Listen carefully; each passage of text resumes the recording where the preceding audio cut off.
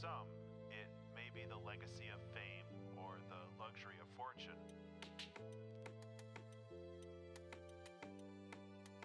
But for many, if not most artists, I think they create because they have to.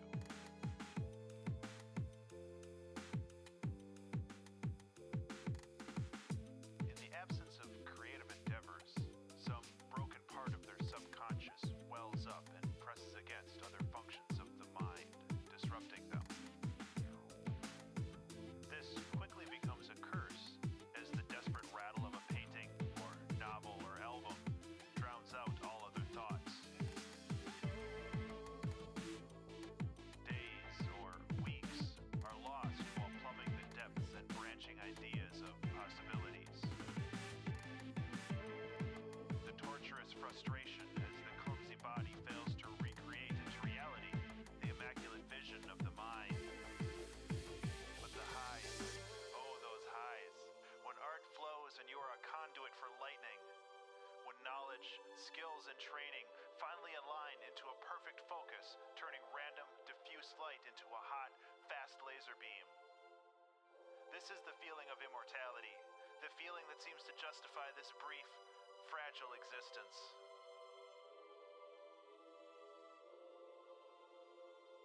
So open that release valve, just a little bit, and let the demons play for a while.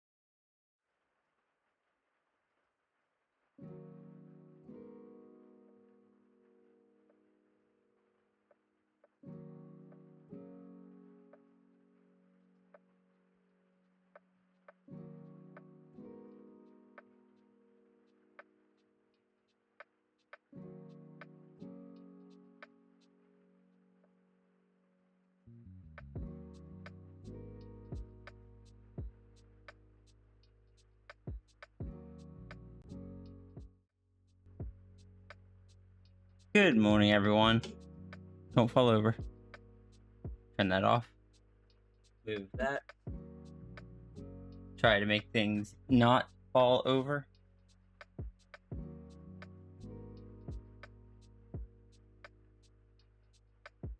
How are we doing today?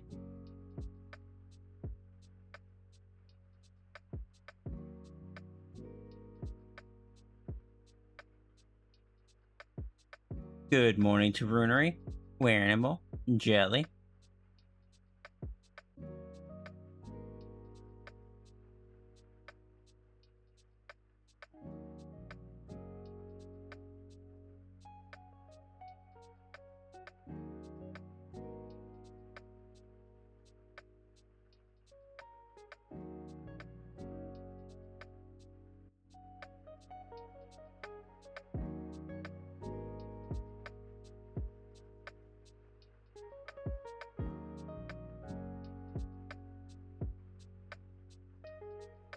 All right, there we go. In my water. I thought I grabbed water beforehand, but I guess not.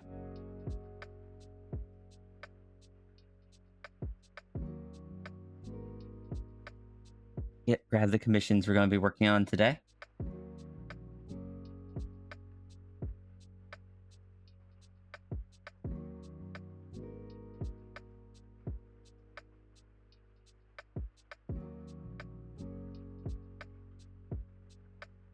I am sleepy, apparently.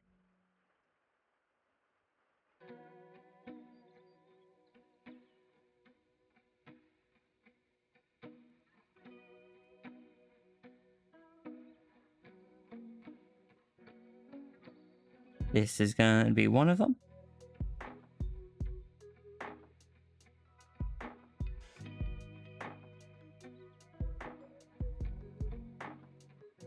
This is going to be one of them.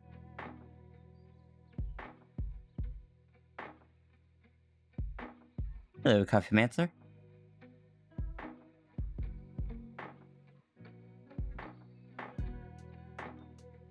Why do I have so many folders open?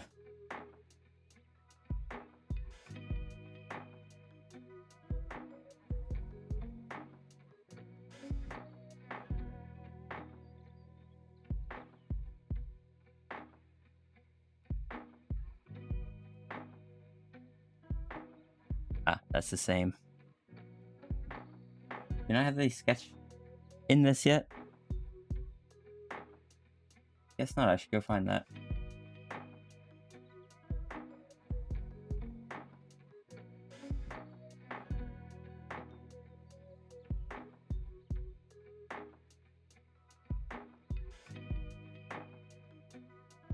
Hey Roomba, how's it going?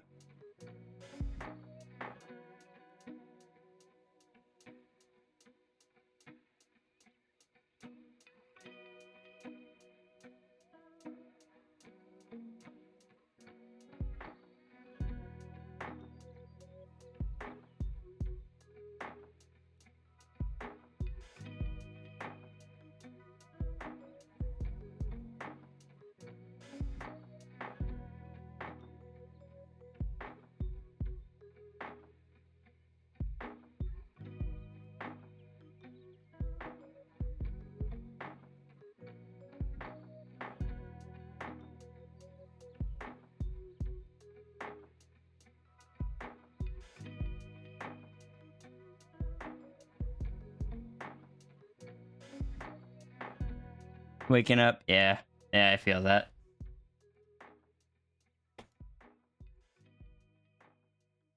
This is the second one we're going to be working on.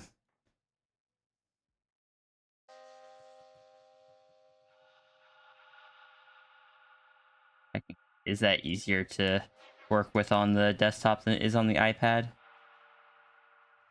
Though the actual positioning is easier on the iPad.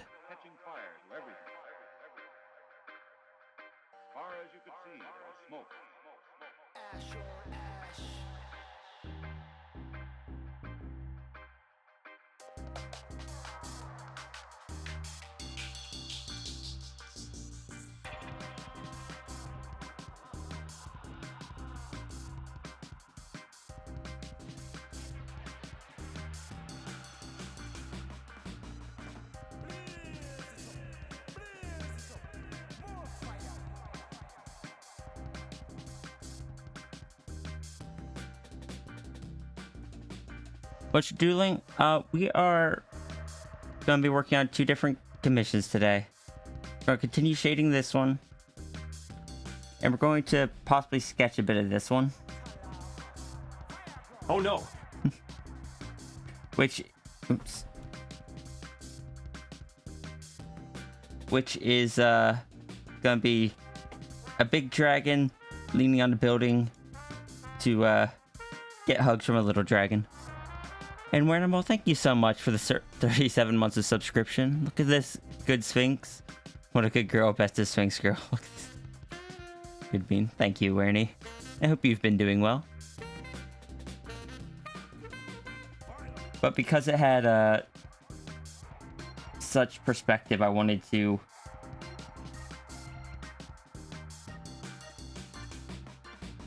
try to use the 3D models to assist with it, because I'm going to have to add in backgrounds and stuff. But the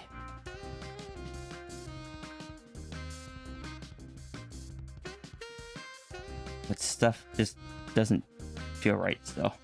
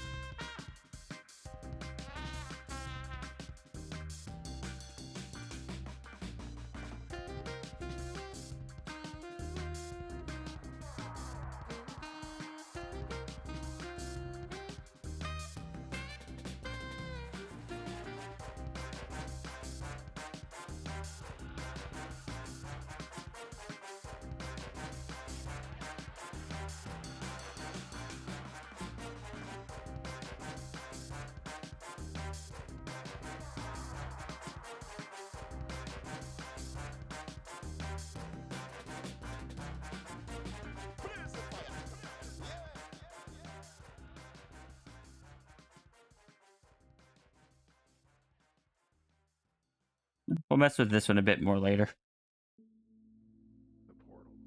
Hit pet. Oh, I still have that turned on, don't I? Okay, that's turned off. Morning, Turga.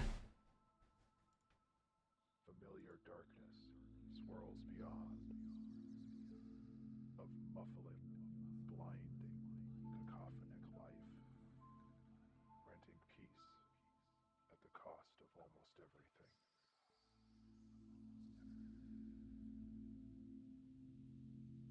To experience the beginning, dwell at the end, for these moments are aligned. Step forward and let go. More tail for Turga. Morning, Genie. I have some ideas. I have ideas to update that redeem further.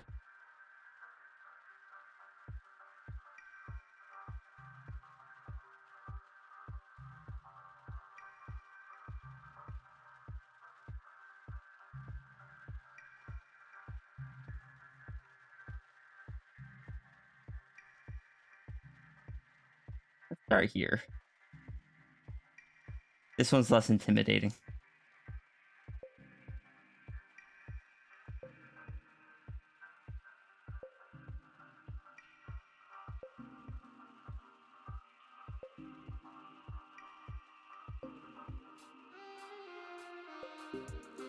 Setting up to drop, moving a fridge. It is going to be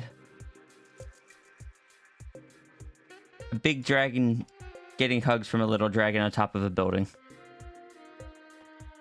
I gotta tell you, it ain't gonna be cheap, but the results are not guaranteed. Do you think I need to rotate the horizon a little bit?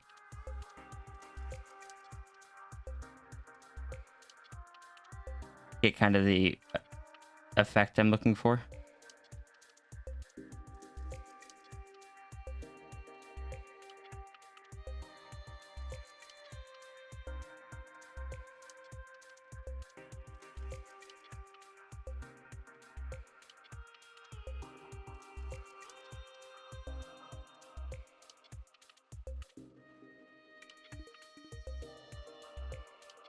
That's cute as heck. Yeah, it's the first time I've done size difference of that to that scale though, and with background elements and such. So it's gonna be a learning experience.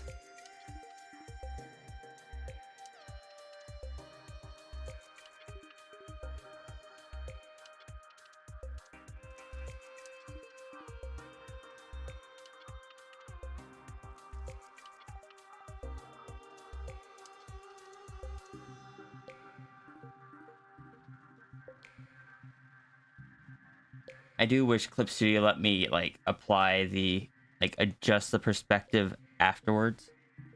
Actually, hold on. Results are not guaranteed. If I add in create perspective ruler, 3-point perspective, that's round. Why is that round?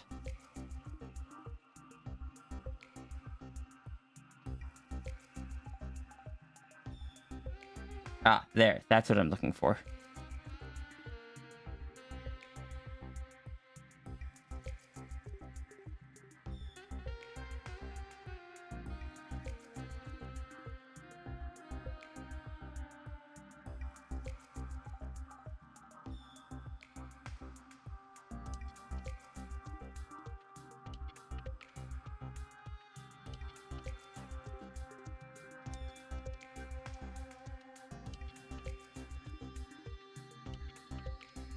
That actually does a lot for letting me figure out how I want the stuff to look.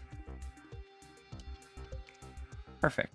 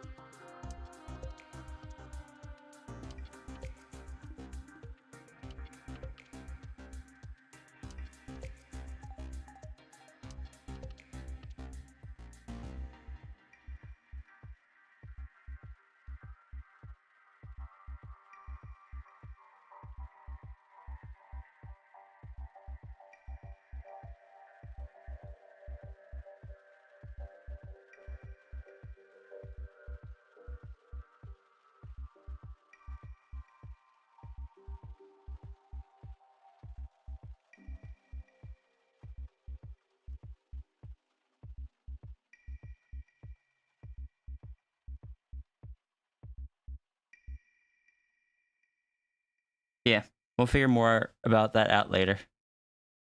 Hello, Jaxie. It's going pretty well.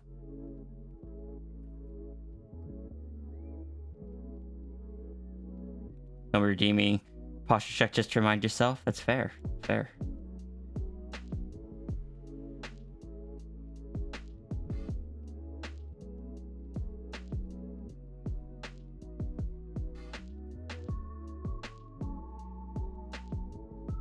I'm just cold.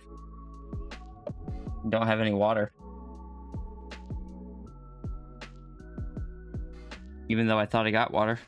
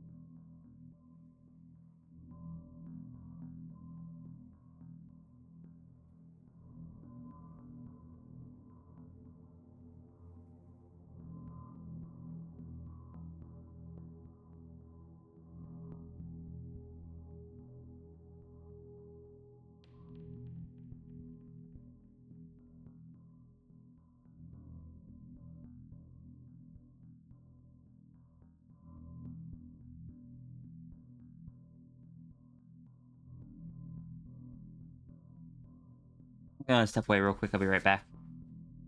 Gonna grab some water while I do.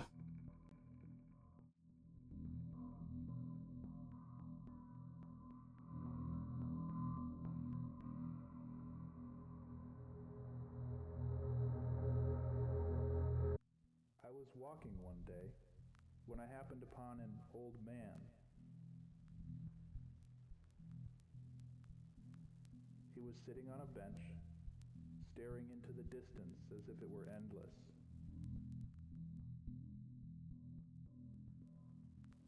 I smiled politely as I passed, but his voice rasped behind me. A voice like his hands, wrinkled and often used, but still sharp with wisdom and concern.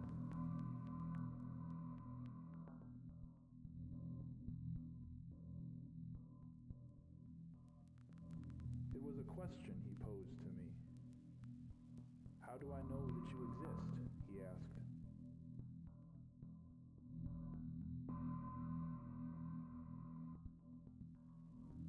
I stopped and turned to face him. His deep-set eyes were traced with anxiety. I stood a dozen silent paces from him, but I didn't return to his bench.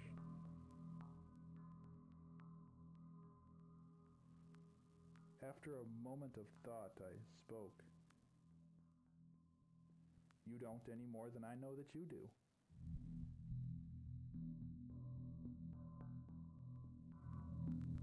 His lips twitched in what may have been a smile, but I couldn't really tell.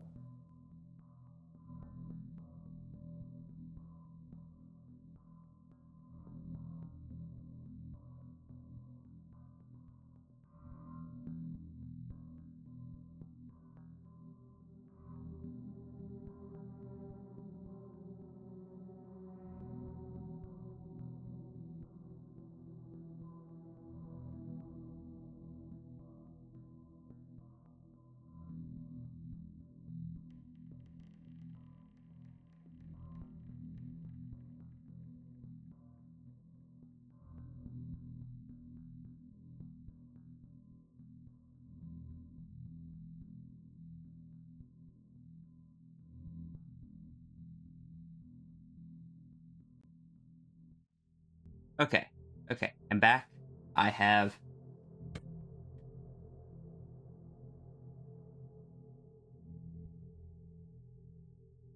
some caffeine for my water. Hopefully that'll help.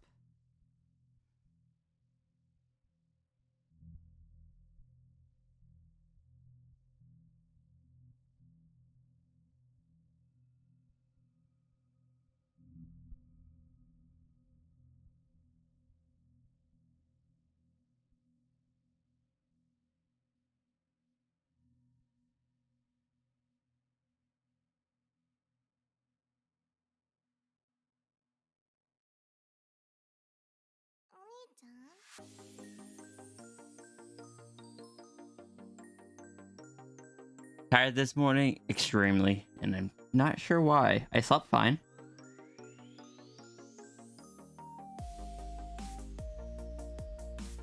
Like I'm understimulated or something.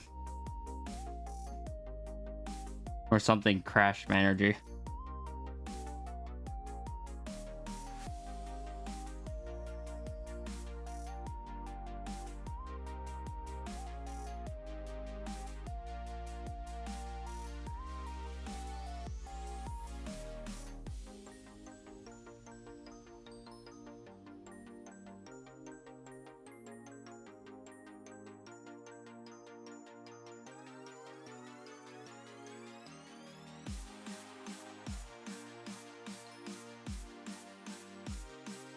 You go through a bunch of stress recently? Yeah, but it's not an excuse to be tired. Not for me. I got work I gotta do. I've been gone for a week.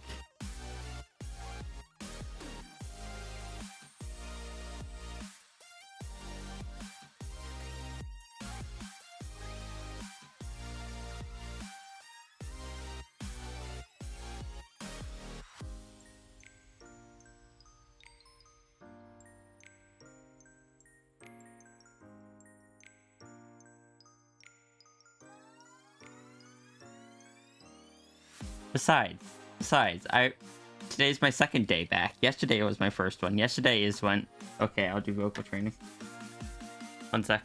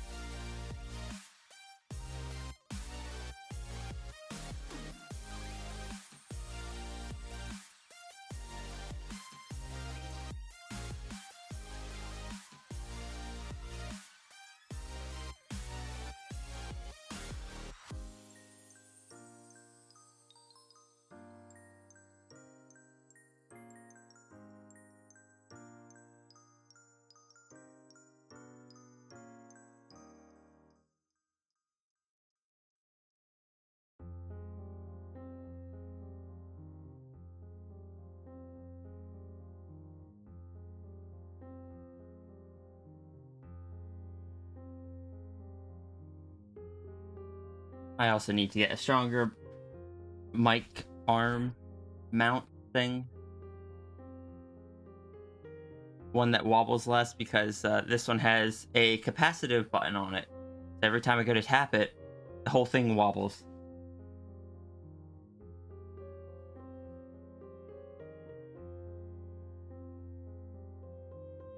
Understimulated, overstimulated, it can be hard to hit that sweet spot. Like, I knew I would be yesterday, especially doing a long stream. That's why I had opened it up for Junie to join me.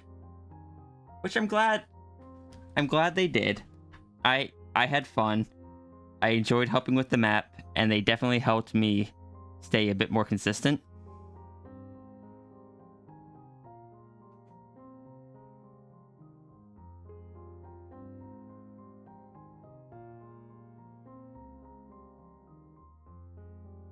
But, you know, if I get too tired, maybe I'll set up another invite for people. Good morning, Zishi. I'm doing all right, just tired. It's really all it is. We're allowed to be tired, right?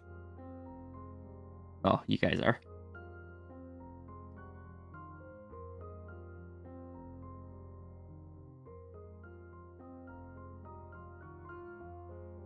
Just up here, it's like, it is perfectly normal to be tired. That's understandable. You've been through a lot. Unless it's me, in which case, no. That's not allowed.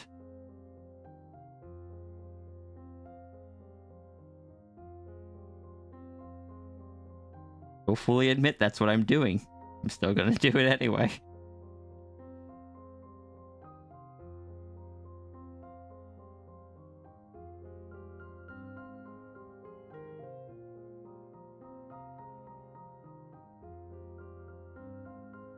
I am a week behind on work. Then when I get back to my official job, I need to ask them why they didn't give me my bereavement pay.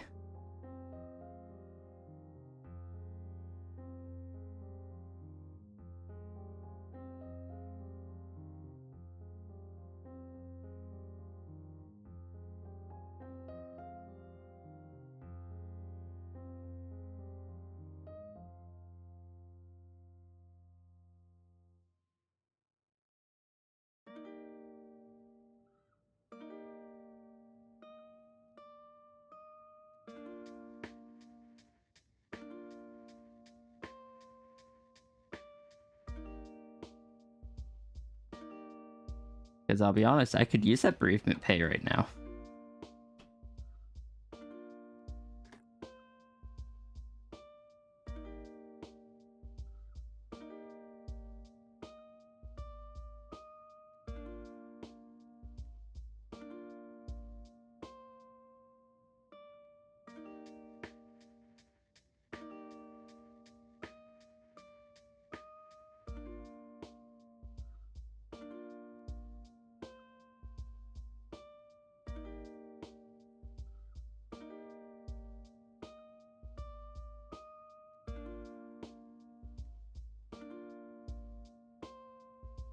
Speaking of pay, apparently Twitch is changing a thing starting like March or something.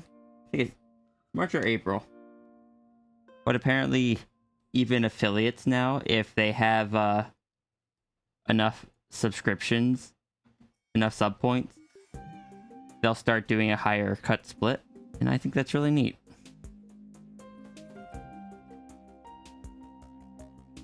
You can get either... Normally you just get 50-50. But with the new thing, you have potential to get either a 60-40 or a 70-30.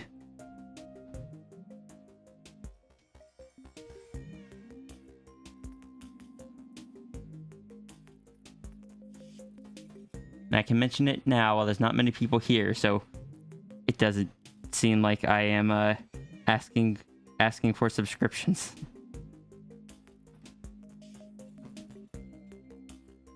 Other people, however, if you have a favorite creator you like and you've kind of been on the fence,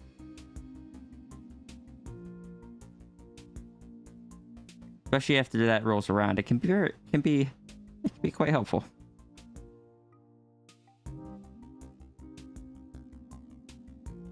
I know a few creators who like the income they get from their streams is their primary income source. What's this about 70-30? So right now, Twitch subs for all affiliates and most partners give 50-50 split. But if you can get your sub points high enough, so enough subscriptions and gift subscriptions and stuff, you can get either a 60-40 or a 70-30.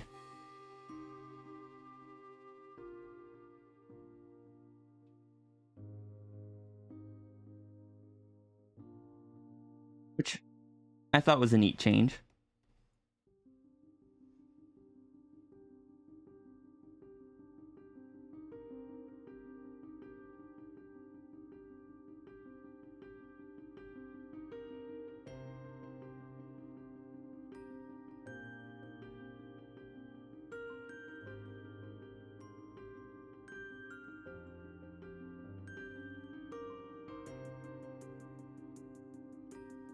If you give a lot, you can get more money directly to the creators.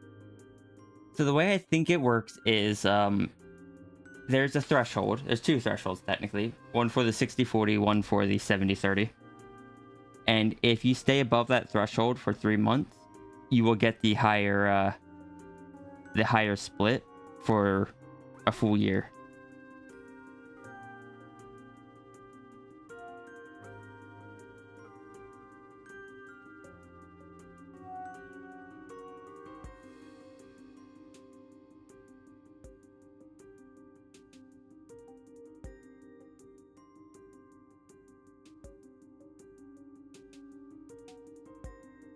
And while obviously on Twitch's end, it is a goal to get them to make more money, because that'll encourage creators and streamers to do more like sub pushes.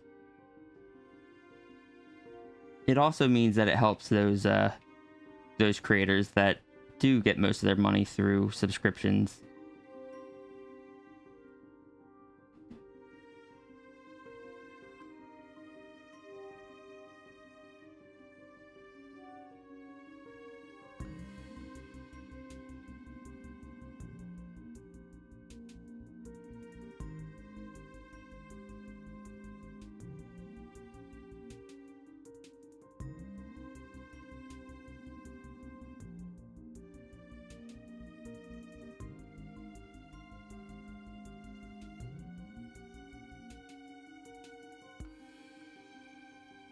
Coffee Mancer? And trying to TF people without permission the past few days.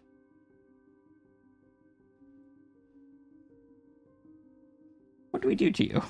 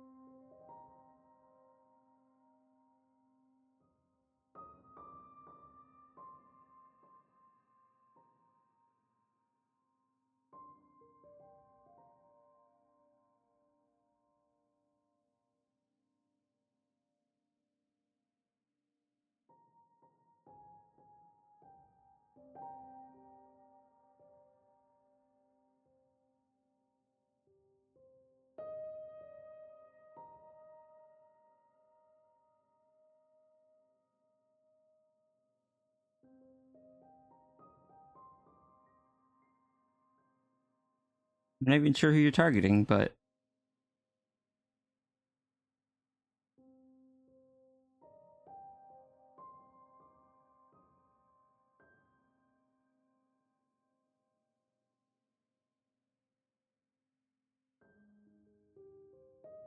step. Fair. It's possible. They didn't say you are this time. The past couple ones they had said, Kazap, you are something. Or no, I think they said Kazap, species is you. So I was just curious what was going on.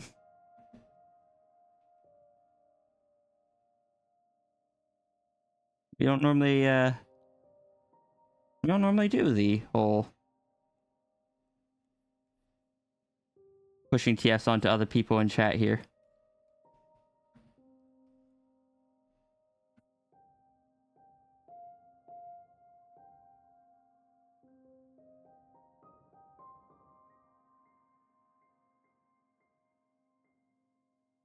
Good morning, Ops Monster.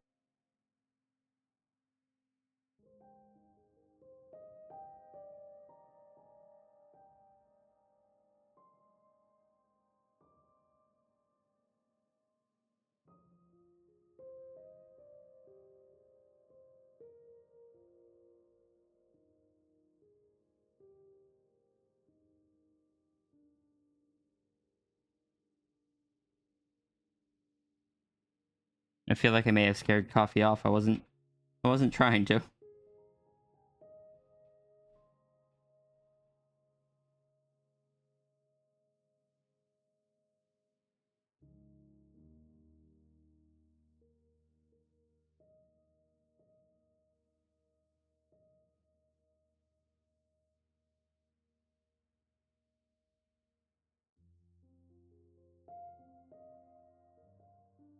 How about that?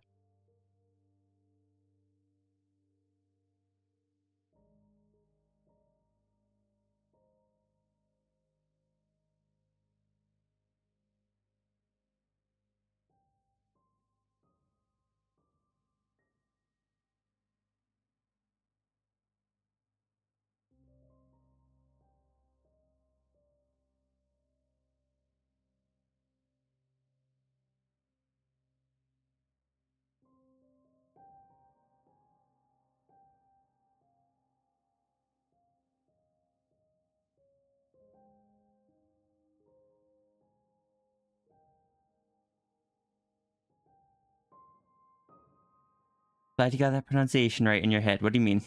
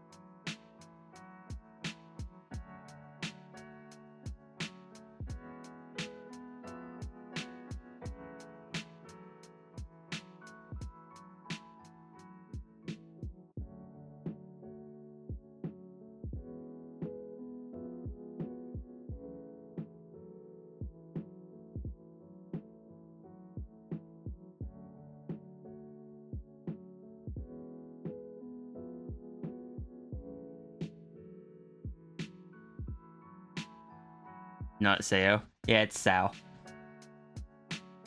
It's Japanese pronunciation. She has a Kasao is half Japanese, half French. She has a Japanese first name, French last name. Sao Devereaux.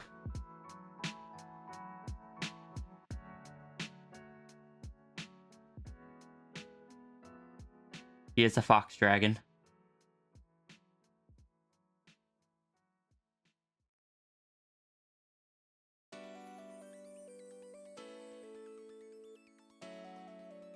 So the dragon isn't super apparent in her design. It was intended to come out later. But I think this design for her has been so established that it would be hard to bring out more of the dragon at this point. Which wasn't my intent.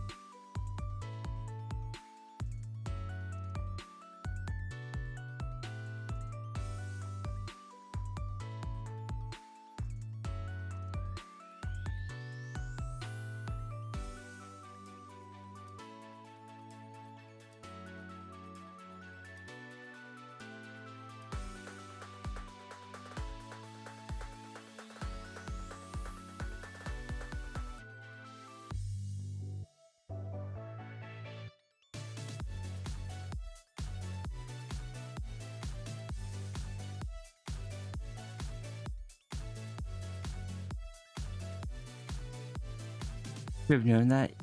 You mean you did, you think, but the specific thought never came to mind? Yeah. I mean, foreign names on characters are tossed around so much and so often without having any real attachment to where the name originally came from, that it makes sense that no further thought was given to it. Heck, even Ryu and Ria, Ryu is a Japanese name. I don't know if Ria is actually a name at all. It was just the feminine alternative to it. But Sierra's never been Japanese. That was actually part of why I wanted to get away from the name Ryu. Was because I am not Japanese. It felt a bit odd having the Japanese name. And to be honest, I kind of thought I'd never be able to, because the name was so associated with the character. Who knew that coming out as trans was what I needed to get away from it?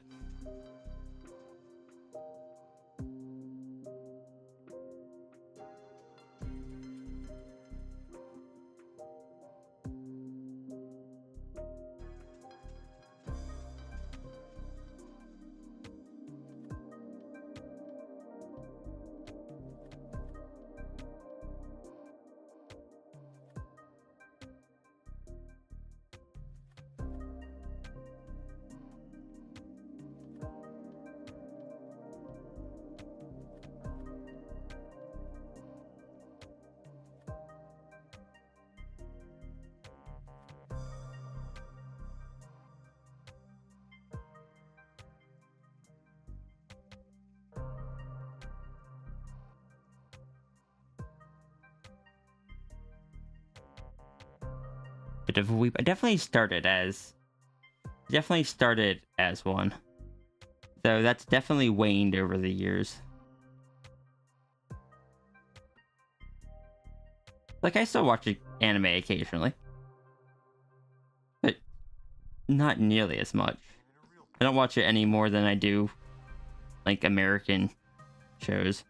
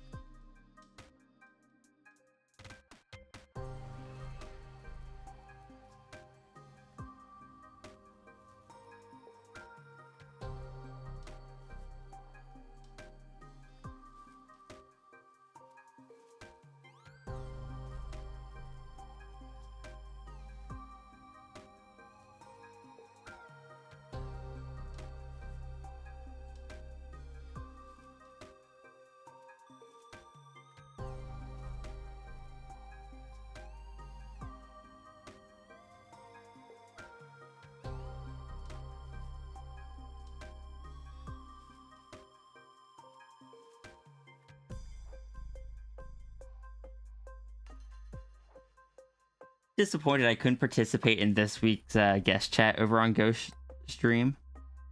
I was gonna do something silly, but then I didn't have time for it. Because this week it's top 3 animated crushes. And I've never had a crush before. So I can't participate legitimately, but I was going to draw something silly. And it would just be a freebie. Where it'd just be like 3 blank slots. And then just Sierra in the corner at the end of the last one. Just like, I am way too ace for this.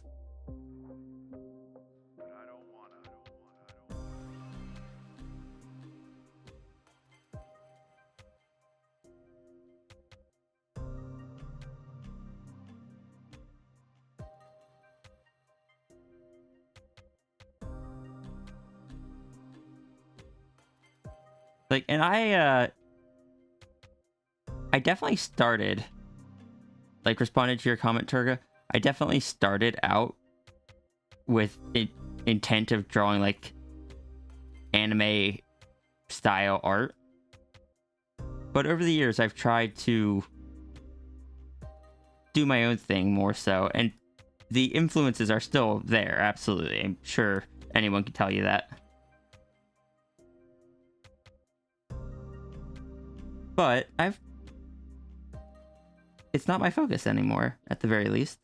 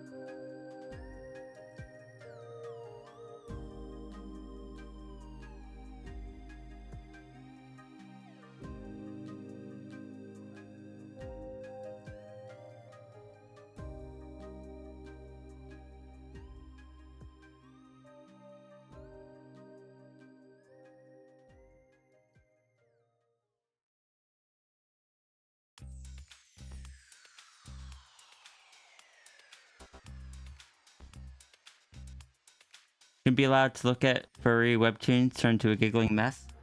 I think that depends on the webtoon.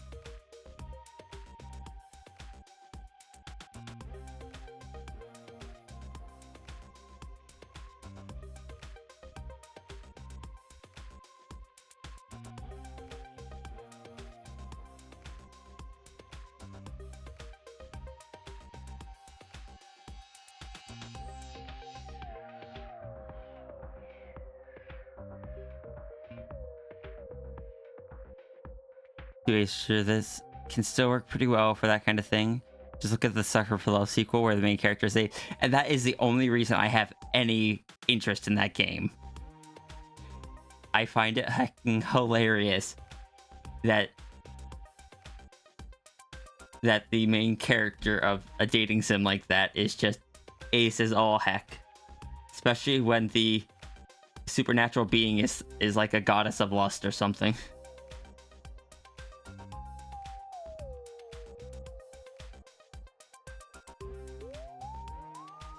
And the little trailer they made for it had such 90s anime vibes. 90s or 80s. Specifically fan subs.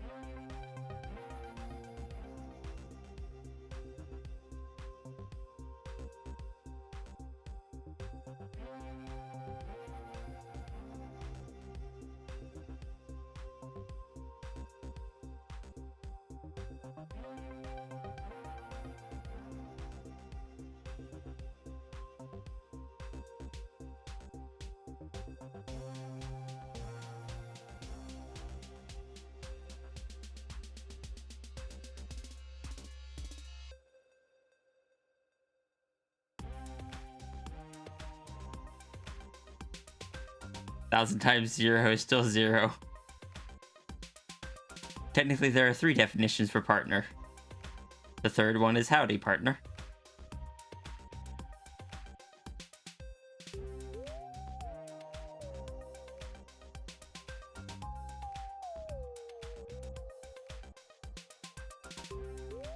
Right? That's kind of what's got me curious as well.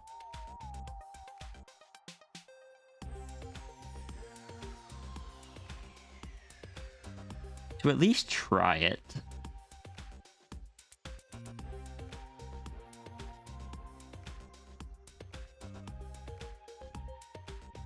Or maybe if I don't try it myself, to at least watch someone else play it. It was also quite amusing watching the YouTuber I saw do the demo. They were just getting very confused why the character wasn't reacting to anything. And they were as disappointed as the goddess was at just the whole... No.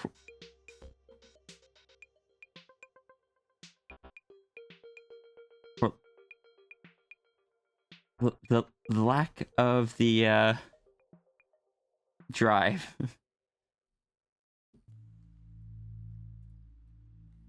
Welcome home, Sigil.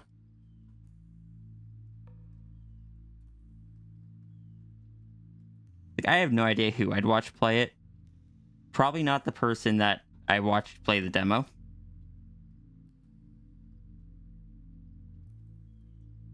But I don't know.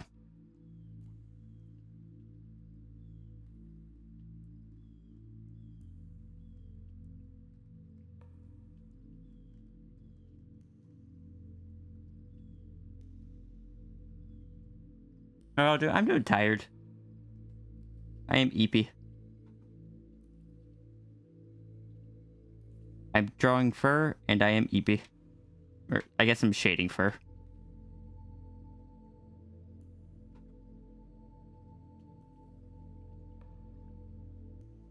There are some people that find this, like, relaxing, and I'm just over here. It's like, if I want to do something that's repetitive and meditative, I'll do cross-hatching.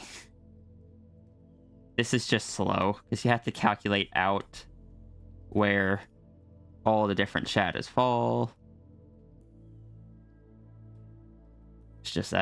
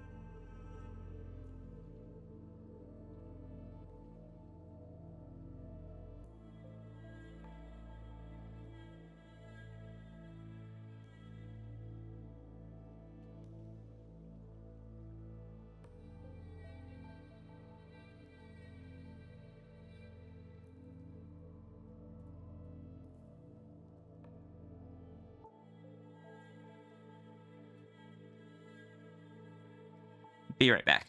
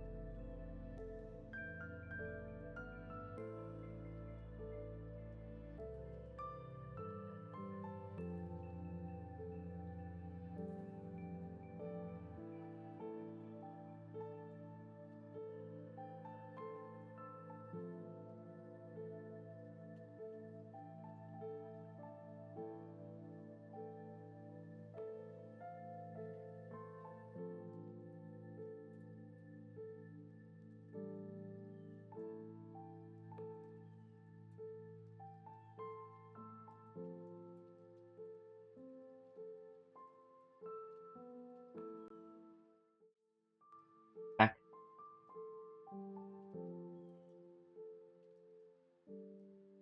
Glad you're happy with the outcome of that.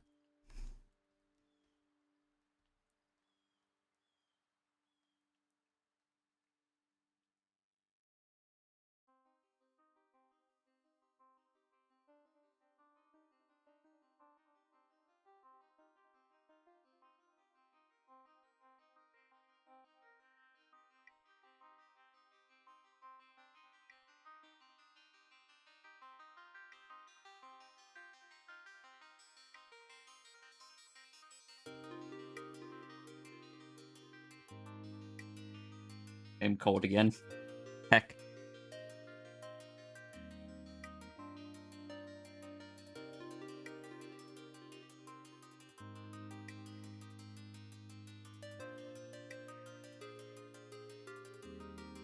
Can't participate in the guest chat, but I can at least watch it. Ghost turned on the captions for me.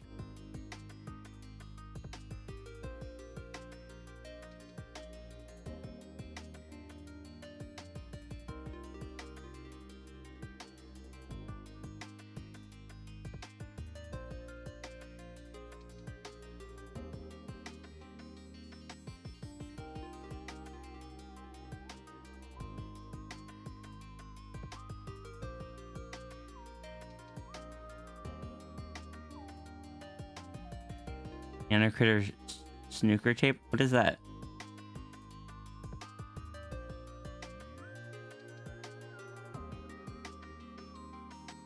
Posture check. Thank you.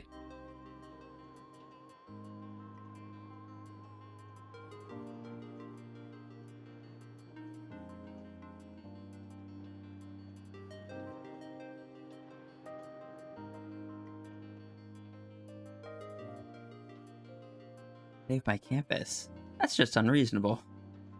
Noodleria shivers. Does her entire body shiver? Does it work its way down? I imagine it works its way down. Like, you ever seen those animals like shake off their front half and then their back half first?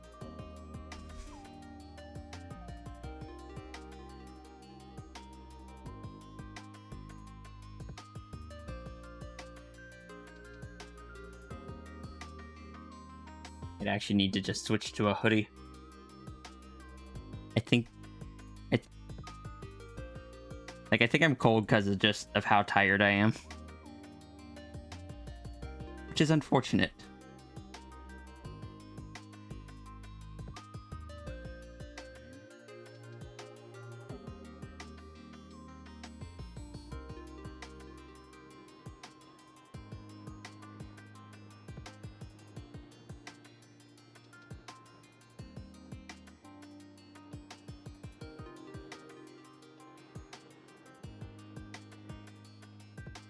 Yeah, I need a hoodie.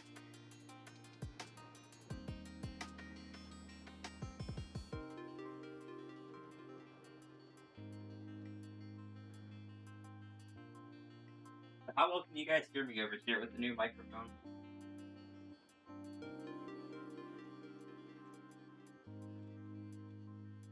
It's across the room, and the new microphone is supposed to require you to be closer.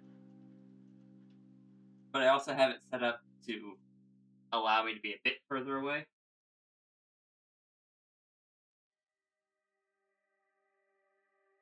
You can hear me still. How bad did it sound? Because I know there's a difference in quality depending on how far you are. But OBS then bumps up. It sounded good, just quieter. Interesting.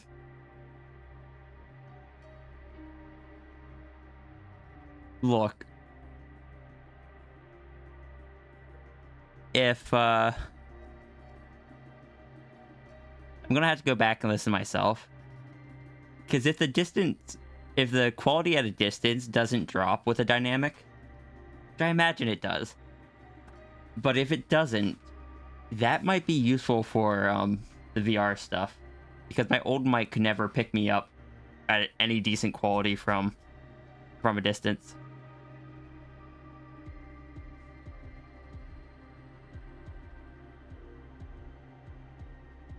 Also, I just remembered I forgot to do something.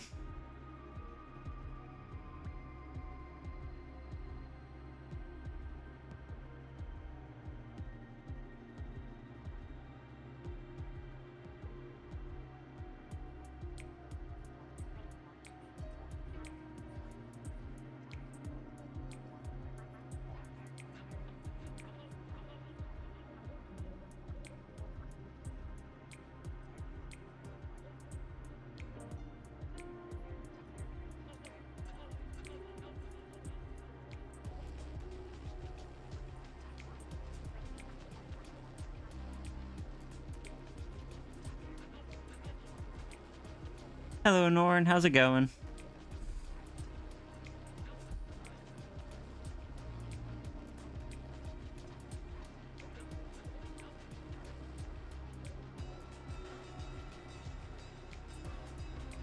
It's a bit of a slow morning here. Which isn't necessarily bad.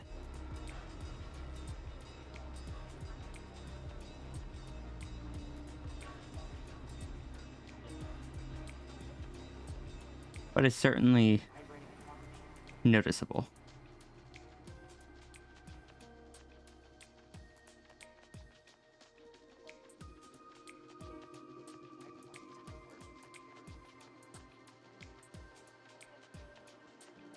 How's I'm doing good, but very tired. I'm so sleepy right now. And I don't know why, because I think I slept pretty well.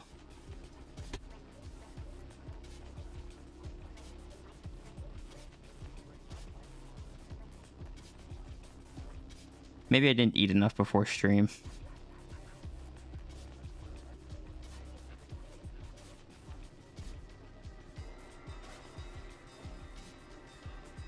Or maybe something just crashed my energy.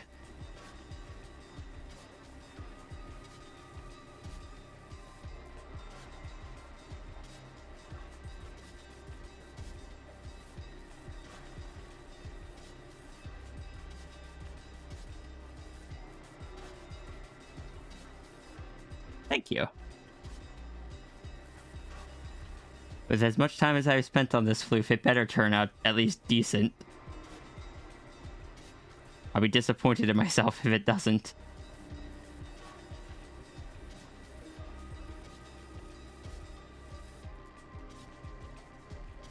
I spent so long on it.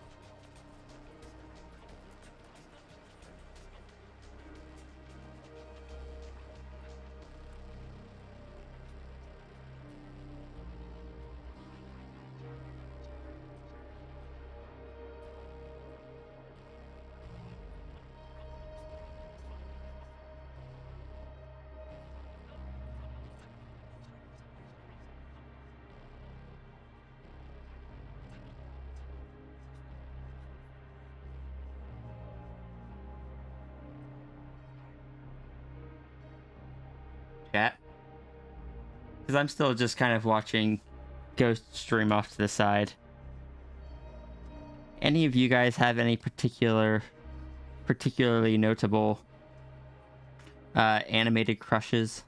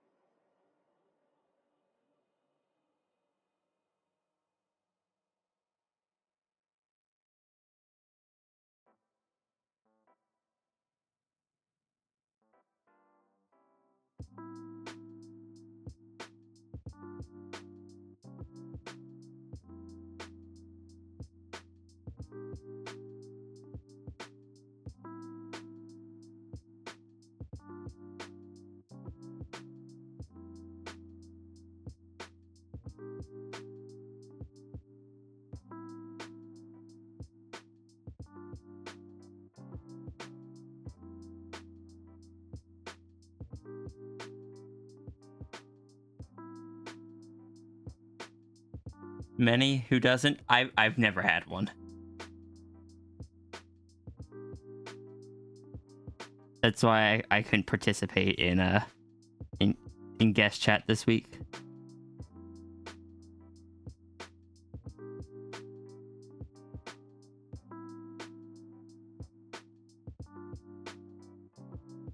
remember going through high school just wondering, it's like, so when is this crush thing going to happen? I feel like it should have by now. When am I going to have a crush on someone, anyone, anything?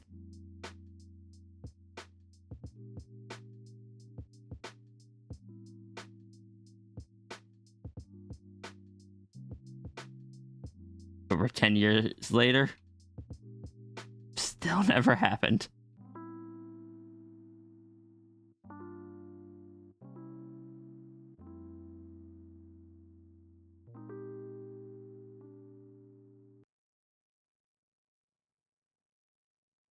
You like someone a lot, but you don't really know them, I guess?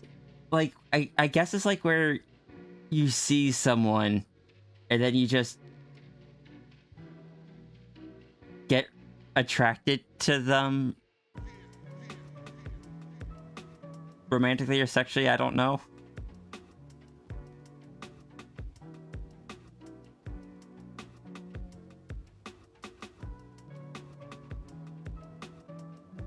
Guess it's just like if you see someone, it's just like, yes, I want to be with them.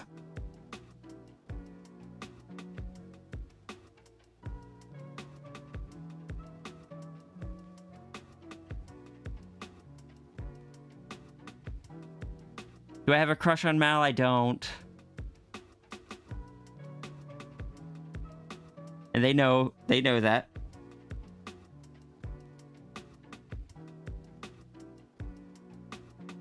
It's like,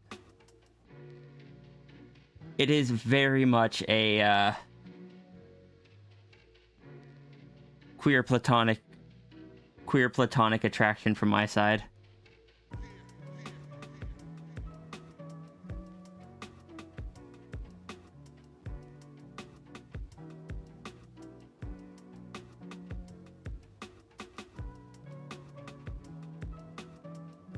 I asked this to a chat of asexuals. Instead of getting any straight answers, we just fell into a discussion of what is a crush? What did I expect?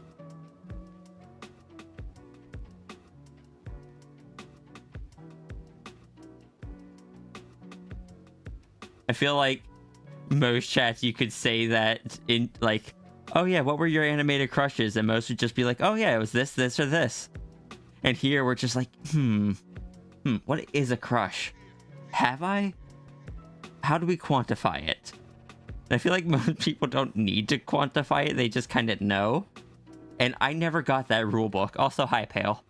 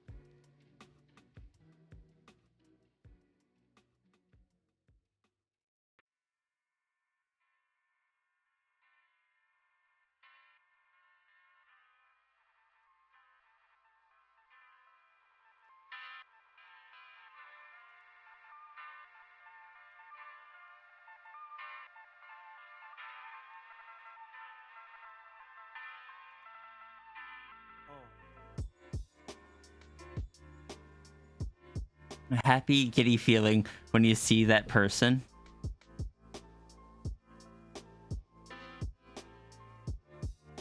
Maybe you're weird and your definition is not normal. No, I think from what I understand from a cultural level, that sounds about right. But I don't know.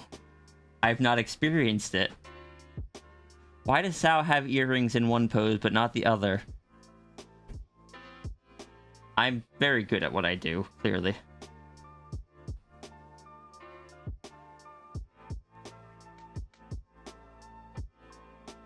Anonymous with infatuation? I mean, maybe?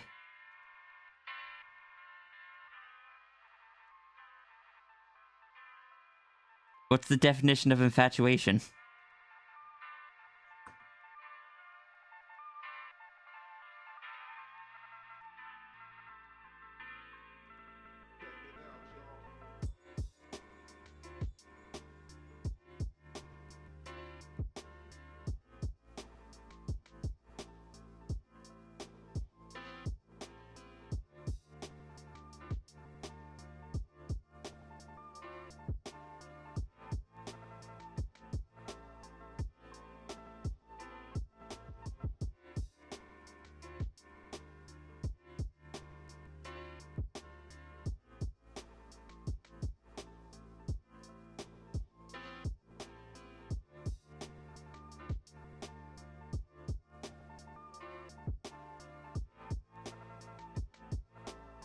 Only one person you've fallen in love with, but you've had a handful of crushes on people.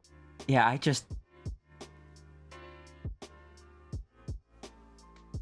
I gave up on it.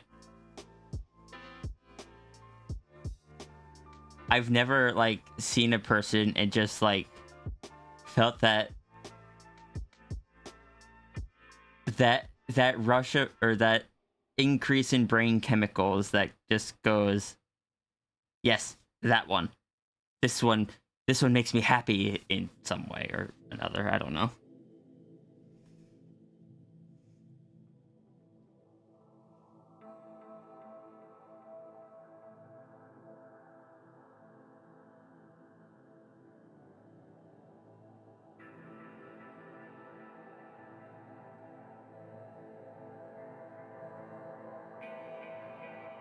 Came here for amazing art, ended up overthinking what a crush is. Sorry. In the crush stage of a relationship, romantic feelings are based on superficial qualities rather than personal interactions and a true knowing of the other person. Right, and that's what makes crushes feel so strange to me.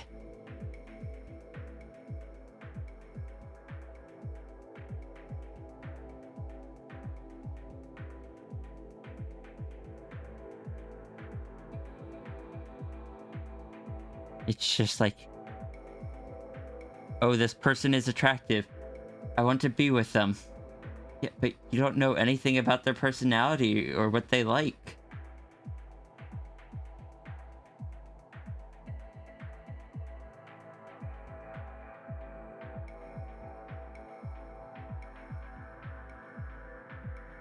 It's so common in media, and it's like not even just in media, even in my own siblings.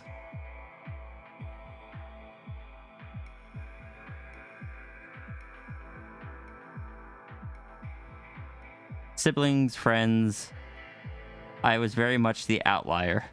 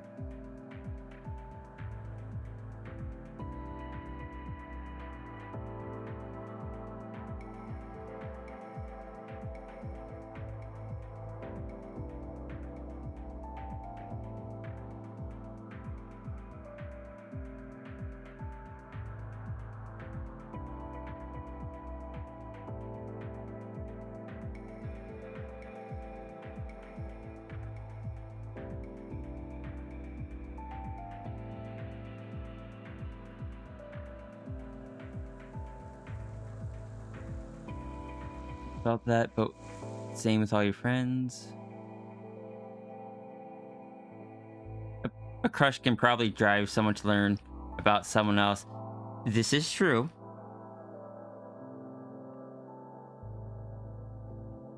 But I have opinions. And just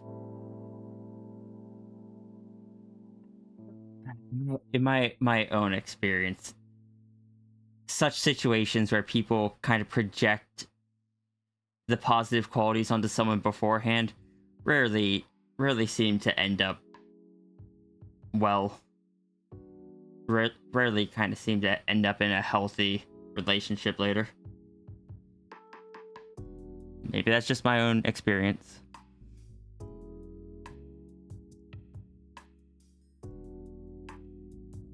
New relationship energy. You've definitely had crushes on friends before.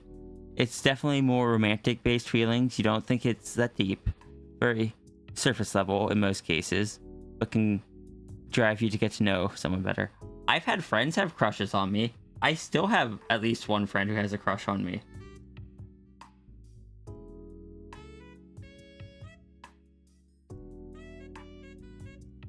But I'm just over here like...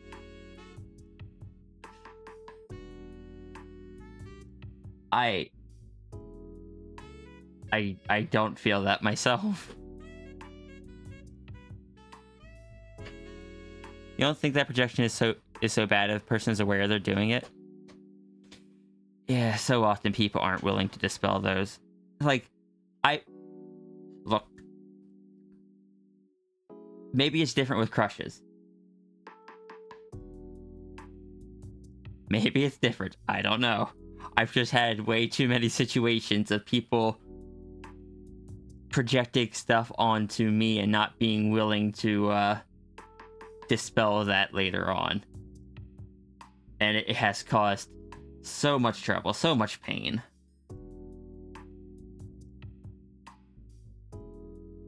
I don't like dealing with it. I'm kind of glad I never ended up having crushes.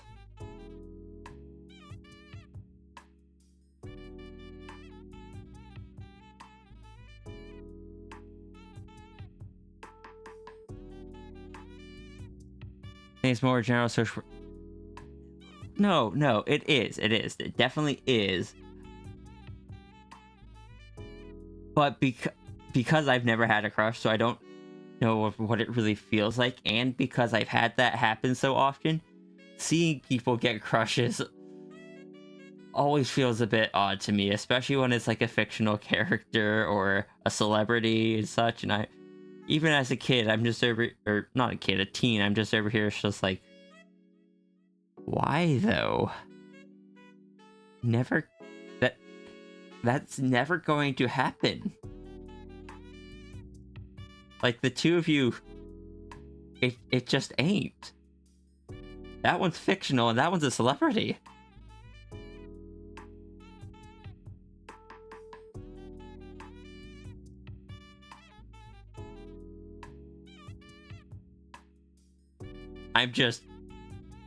My brain is not wired the same way as a lot of people.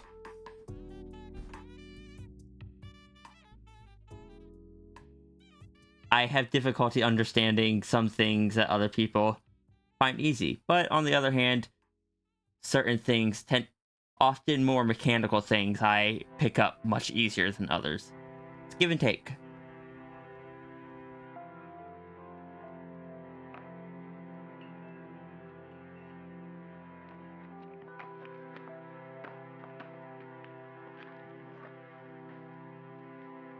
I actually quite recently had to deal with someone that had projected way too much onto me. And I had to basically completely step out because it was just causing way too much pain and stuff.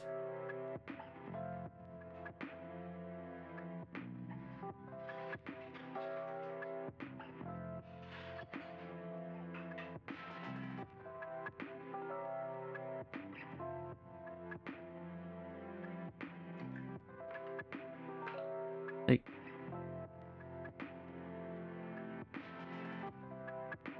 I generally try to be pretty open, and I try to be pretty available for when people want to message me and stuff.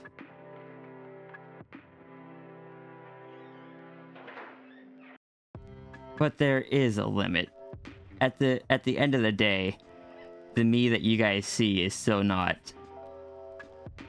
all of me. You guys see me when I'm my most active, doing the most. When I'm being, like, spending some extra energy to kind of chat and stuff.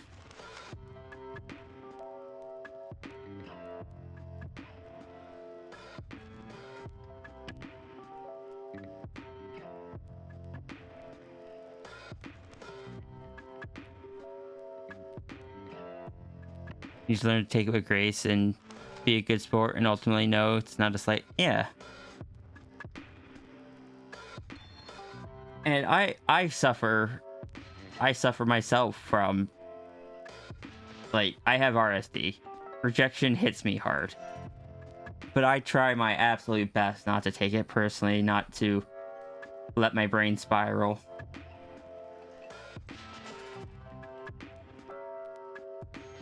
But I think a lot of people don't try as much to prevent that.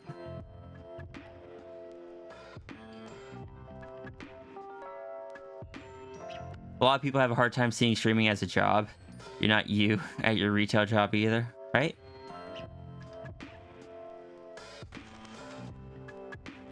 Like, the number of people that have been like, oh, we should totally go play this together.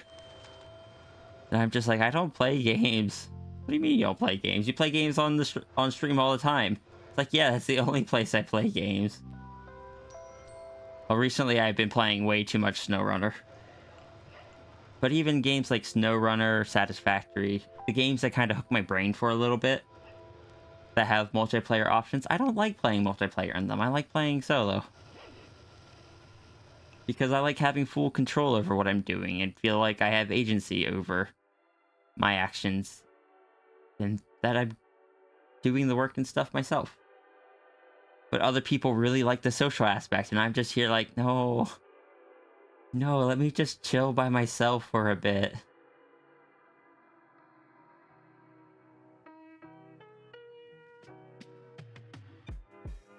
Got a lot of people that just, because I draw transformation, assume that I want transformation everything and everywhere, and it's like, please stop. Please do not ruin this for me. You will make my brain hate transformation. If you try to shove it everywhere, my brain will start hating it. My brain is not nice in that way.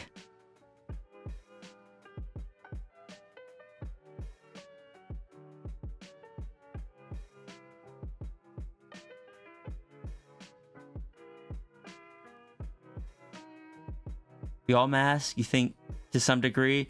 Yeah, but some people don't realize it, and some people don't realize that other people mask.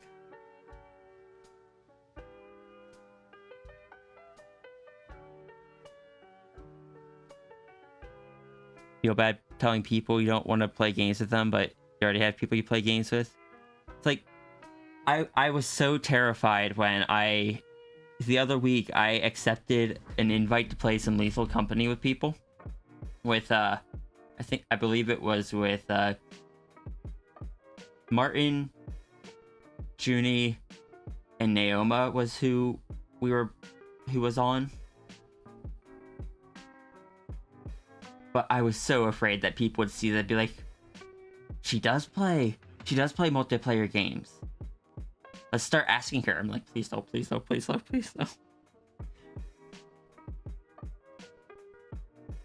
But I also struggle, like, I will fully admit that in multiplayer games, it's difficult for me because, again, my brain isn't nice. It is very easy for me to start spiraling from a single mistake or a single case of getting overwhelmed or too much pressure being on me, and it will very easily hit a spiral of getting overwhelmed, and then everything just basically shuts down for hours afterwards.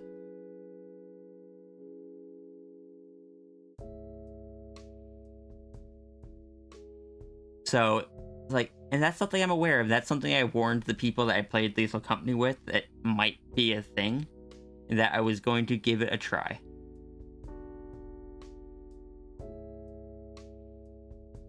But, you know,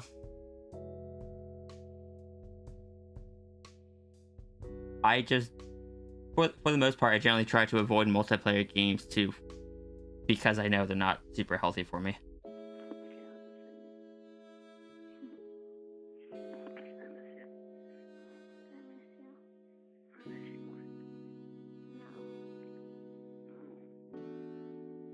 attention is valuable and limited. You can only spread yourself so thin. I honestly, in all honesty, I have been spreading myself and my attention so thin in like the past year or so, because I've expanded the number of people I talk to significantly. My audience has like doubled in size. I actually have people that I talk to every day now, which I didn't used to. I'm streaming more. And it's just, I'm trying my best. I'm trying my absolute best. Oh yeah, I'm also in a relationship now, which takes a bit more attention than it used to.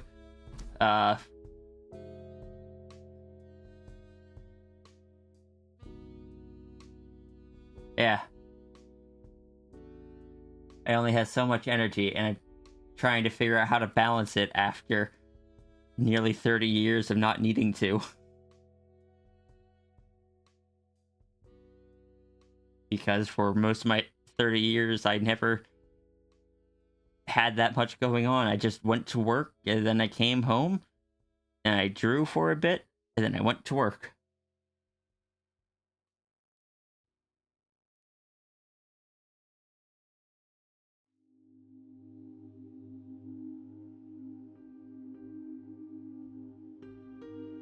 How did I feel after that stream? After that first stream, I felt really like, I actually even said to them like, hey, that thing I was worried about didn't happen at all. So the second time I streamed with them, at 1 or 2 points, I could definitely feel it approaching. I never hit the spiral. I never shut down fully, but I could definitely feel it approaching. So I'm still a bit wary. I think part of it was that the second group felt less carefree and silly. It felt more like we were actually trying to get the job done, where the first one very much felt like, let's just run in and be silly.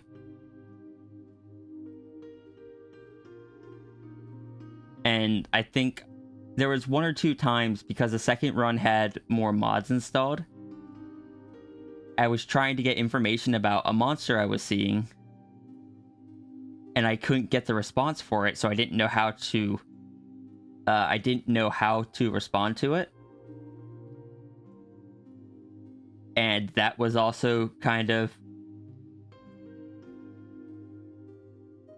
adding to the overwhelm, because it very much felt like I didn't know what to do, therefore I was failing, and every time I kept seeing this thing. Turned out it was a creature that haunts one specific player, so nobody else saw it. And you had to, like, the first time you saw it, approach them but not touch them, and then every other time don't approach them or something. I don't remember. Go out into space and live there forever among the stars. But I don't know, overall it was still fun until my microphone up and died and just started shouting static in everyone's ears. But yeah, that second time was definitely a bit more rough than the first. It's hard to find time between streams, actual friends, and work. There's so much time in the day. Yeah, there's actual friends, and then there's like audience friends, where it's just like, yeah, there's someone you know, someone you like, but they're not like super close friends that you trust with things, but you don't want to just ignore them either, so you take a little bit of time for each of them. But there's more of them than your close friends, so even that little bit of time for each of them kind of adds up.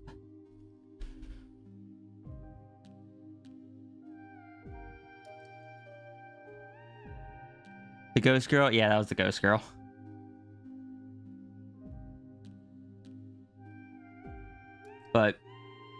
And it's something I'm still learning a lot of.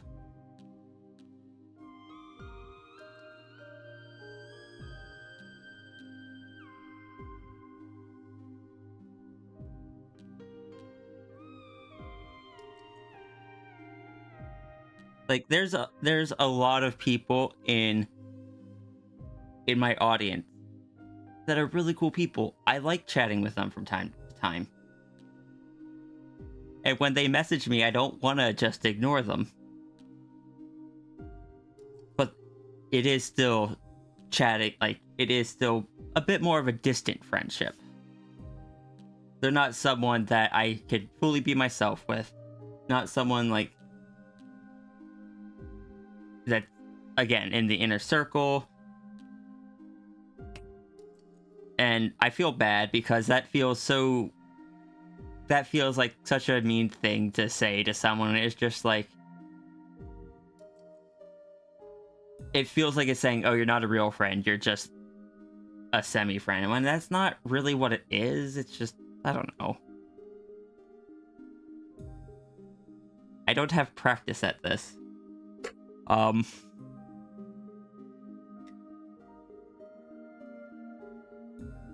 But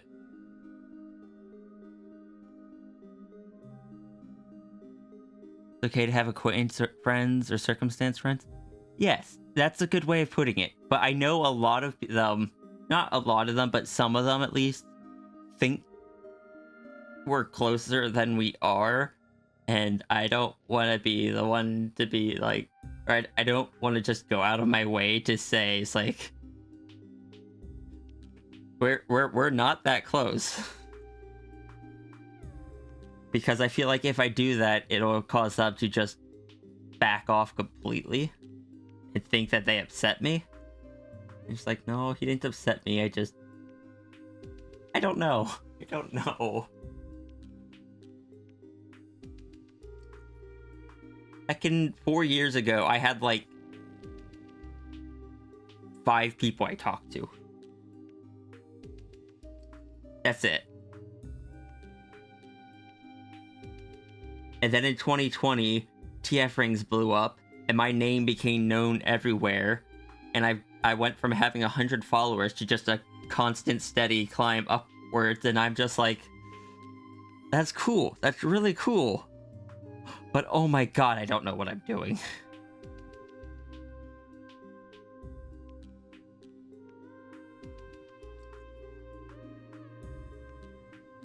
Not miniaturistic. Yeah, I know that. It's good to set boundaries and all that stuff. I'm just bad at it. Like, I try to be pretty straightforward with people. Like, I'm honest about the fact that I'm not a very touchy person. I don't let a lot of people hug me and stuff. There's a lot of people that, if they said they would love to meet up with me, I'd be like, I'm not sure I'm comfortable with that.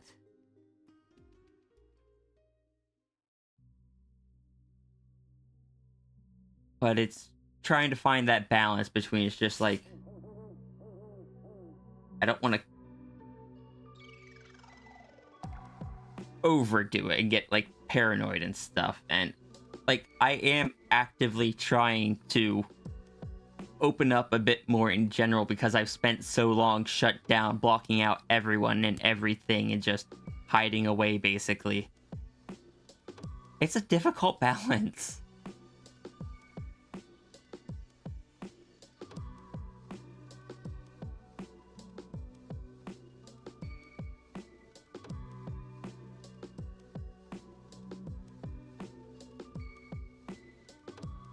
Being honest and upfront is the way to go.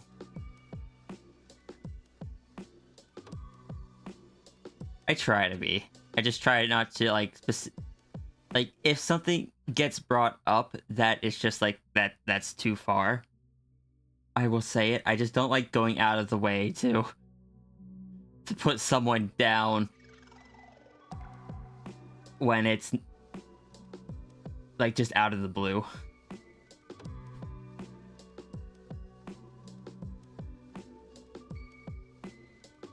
How you become friends with someone?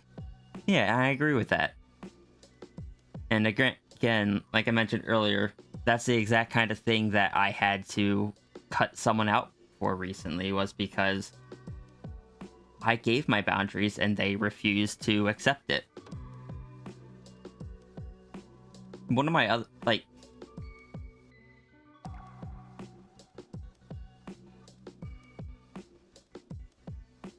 it's just related, not the exact same thing, but related with boundaries.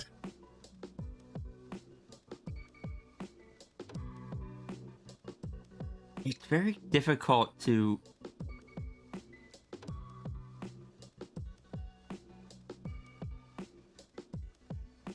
sorry, let me figure out how I word this. Something I've noticed is in recent times, I've just definitely felt myself get more hesitant to do certain things where it's just like, I have this boundary. I don't want most people to do it, but I have this exception, and I don't want to have to explain to people that, no, I'm not okay with this most of the time. This was a small exception. I don't want to explain that to 30 different people, so I just avoid doing the exception in the first place.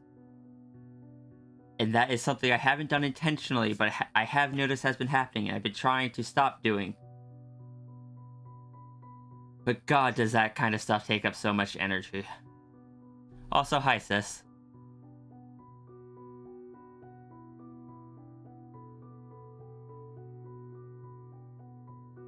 Rest my eyes, hydrate, stretch. Okay.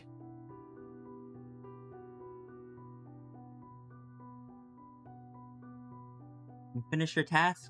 Good.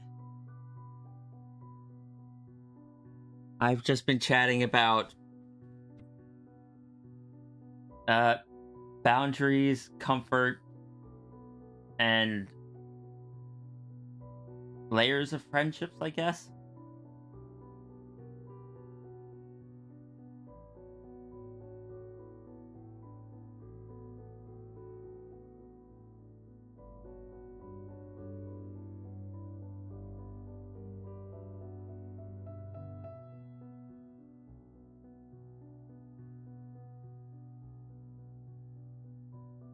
I don't know, it's...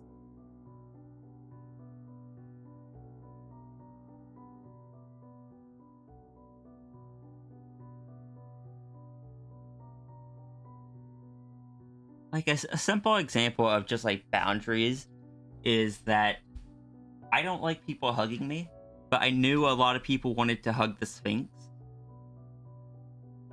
And I didn't want to let them, but I was like, we could find something here that's just like, you know what, sure, people can hug the tail. And I let Sigil have a high five. High five was okay. But there's a few people I would let hug the Sphinx.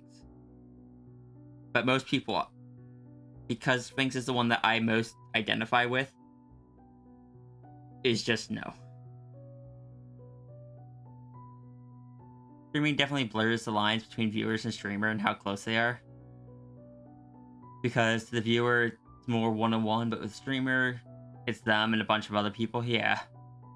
So the streamer thinks they know the streamer more than they actually do.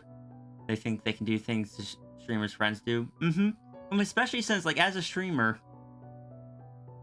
you, not only do you want to, like, you want to be friendly with people, and you see people show up repeatedly, and it's just like, you get to know a bit about them, what they like, what they don't, so you know enough to interact with them really friendly. There's a lot of people in the chat that I can have really friendly conversations with.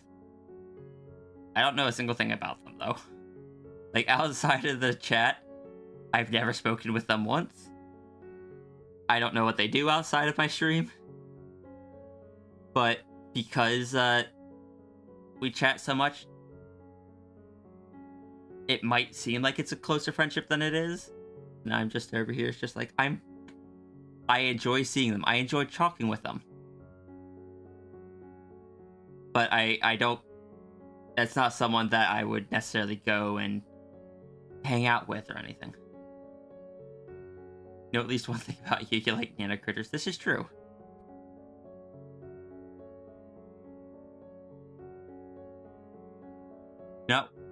You do not want to be pet, hug, except, bro, you're 27-year-old man, you're a stranger. That's one thing I realized I made a mistake on was, because I have the head pats on the stream that I hand animated all of them, I started having people try to do, like asterisk pets or head pats when talking to me on Discord or something. I'm just like, oh, no, please don't. That's uncomfortable. That is very much for the character of the streamer, not me. I don't like that. Specifically, I don't like my head being touched.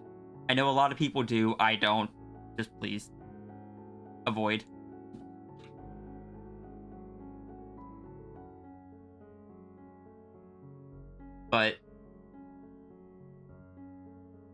But at the same time, it's something cute for stream, and so I leave it on. I add it to the new avatars. People enjoy it. It's harmless, but it is a boundary I set that when I leave the stream, I'm no longer projecting that character. You're no longer, like, when I look up at the preview, I see that you're petting the PNG tuber. It doesn't so much feel like you're petting me. When you type it to me in chat, it feels like you're trying to do it to me, and that's uncomfortable. But of course, I get that when you guys see the chat, you're not seeing the PNG tuber, you're seeing it as me, more or less. I'm actually not going to do the vocal training right now, Sidge. I'll try to remember that later. And it's just, I don't know, that's one of the ones where it's just like, because there is the different experience from the streamer to the viewer, you guys don't see my face, so the PNG tuber is all that you have to associate with me. But since I'm also seeing it from a third person perspective, it doesn't have the same connection in my brain.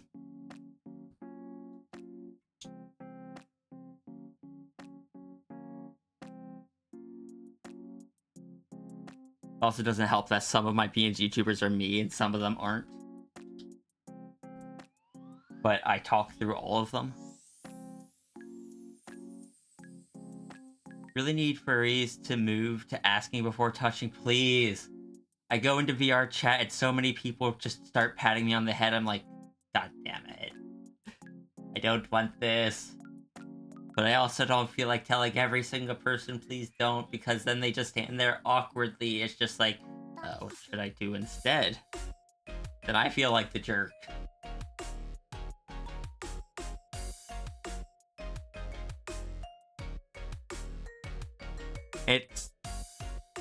And I've said it before, but I've kind of given up on it in VR chat, because, like, it just happens so often, and I don't like making people feel bad, and I don't get ghost sensations, so, like, I don't get the ghost touch thing, so it's kind of harmless. It's just that it's not as uncomfortable as it would be if I could actually feel it, like some people can. But it's just... And you wanna know the worst part? Is that there are people that then sometimes, because I'm masking, people be like, oh, are you okay for a head pat? And I just like, yeah, go ahead. Even though I don't actually want it. It's the social norm. So I just automatically... Similar to obligation hugs, where you go to visit someone and you see them open their arms for a hug. And it's just like, okay, let's get this over with.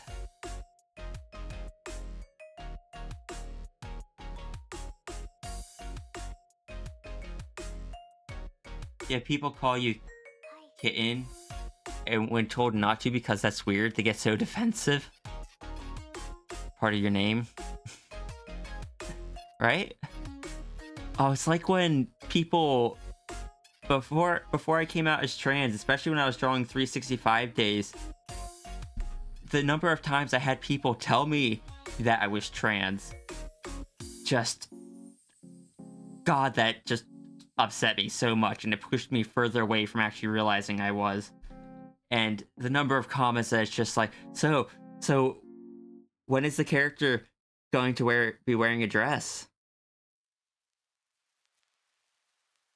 Because the character started as male, the character ended up in the female body. For anyone that didn't read it, the character still identified as male because the character was not written to be trans. The character identified as male and wanted to go back to male, and eventually was going to. But I got so many comments that was just like, so when is she going to start going by she, her? When is she going to be happy about it? When she gonna wear dresses and stuff? I'm just like, y'all really missing the point. This was a comic about. This was a comic about going through the day-to-day, the body not being comfortable, not a comic about realizing that, oh, this was what I always wanted. No. Did I realize I was writing a dysphoria comic at the time? Not really, but it turned out I was.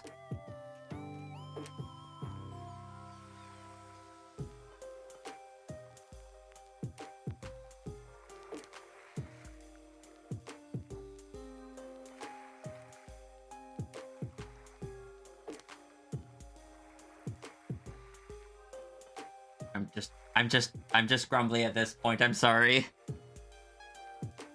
That's one that's always bothered me. Because I got it so much. And the number of times people are just like, oh, just waiting for when Wolves to cry out to come out as trans. And when I did eventually come out as trans, the number of people that were just like, called it, I knew it, told you. Or the people that were just like, oh, I didn't see that coming. And normally I have a pretty good eye for when people are trans or not. I'm just like, that's not, stop it. Stop. That is not something that you get to decide.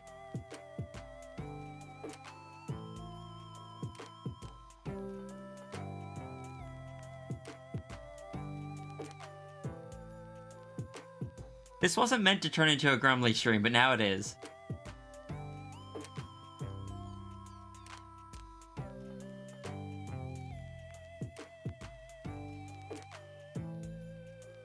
But it's like, then I've also had a few people, just a few, that because I came out as trans, expected me to immediately go in, like, full dive into super feminine and stuff. And no, I'm not. Even as a girl, I'm a bit of a tomboy. I'm much more feminine-leaning NB than I am full girl. But it's just, maybe it was obvious to them, but like, I don't know. Like there are people, I'm sure there are plenty of people as well that some people would swear are trans because of like one reason or another and just haven't realized it yet, but don't end up being. And that is for them to figure out. You're a trans man, but you like to wear blouses, die about it. Right? Hell, even people that are cis guys should be allowed to wear dresses if they are comfortable in dresses and have the confidence to pull it off. You do you. I'm here for it. Girls want to wear like very feminine thanks brain. If girls want to wear very masculine projected clothing, go for it. I feel like that one's less of a stretch because, like, I guess tomboy is a phrase, but there's no equivalent for a feminine guy. I guess now there's femboy, but that's not exactly a widespread or as accepted of a term.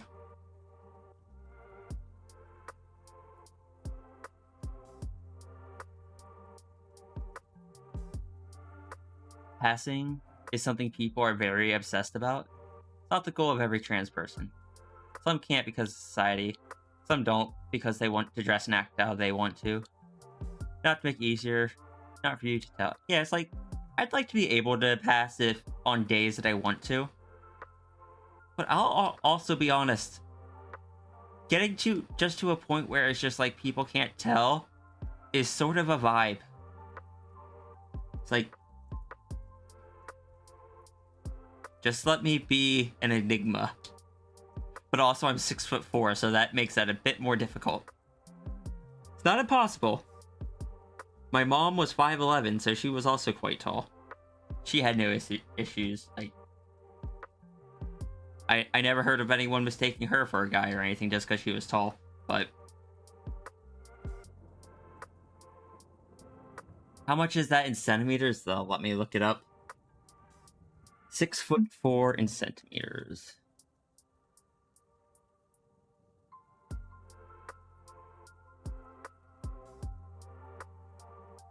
That is... Oh, heck. 193 centimeters.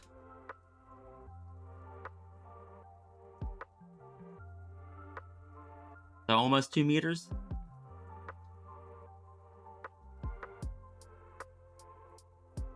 Talking about other people policing how others dress and act to fit their idea of man. Yeah. Holy, that's tall. Yeah, I am tall. That's why, like, look, I've always drawn myself as tall. That's not because I always knew I was macro. No, I was in denial about that for a very long time. I always drew myself as tall because I am tall.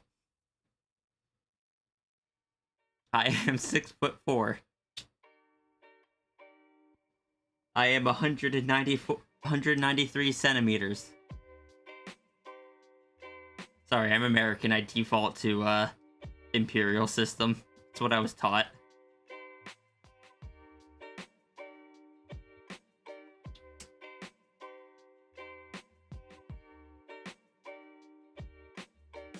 I'll admit, I feel so awkward when I go to, like, when I talk to my doctor or my voice coach about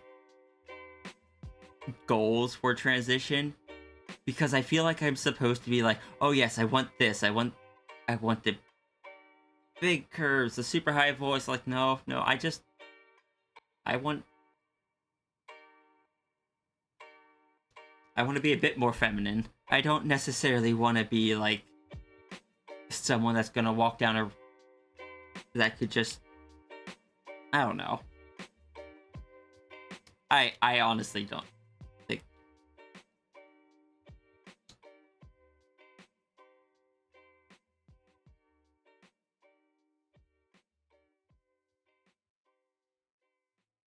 Reading an interesting article on transit Japanese. Transitioning is seen as an act of conformity. Yeah, I remember hearing that. But and then there's like, when I went to my voice coach and like I want to be able to, I want my voice to be a bit higher. I don't want it to be like, I don't need to sound like I'm about to give a YouTube makeup tutorial. And it's not like necessarily I want my voice to be a bit higher. It's just like, I would like to be able to, but more, I want it to just, I know there's more to it than just pitch, and I want to learn those things. But most importantly, I want to make sure my voice still sounds genuine, because my job is mostly talking, and I know a lot of people say they like my voice, they like listening to me as I stream, and I don't want my voice to sound too forced. I've heard some trans voices that are fine to listen to, but I wouldn't want to listen to for multiple hours on end, and that's why I am particular about getting like professional help, even though my voice isn't that deep. It's not that I have a huge gap to make up, it's that because I do streaming for a living, I want to make sure I'm doing it correctly.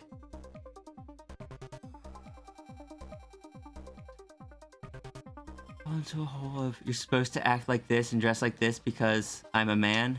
So hard when you first realized it took a long time to actually find the real you. Through all the thoughts of what even other queer people yeah, right? Like, I get exactly. And it's like, when I first came out, when I first realized, I started really trying to find some feminine clothing and stuff, and it's like, none of it really felt comfortable. Like, it's like, there are certain things I would love to be able to wear, but they're not overly gendered. Primarily crop tops. I want to be able to wear crop tops and be comfortable with that. But I've got a ways to work for that.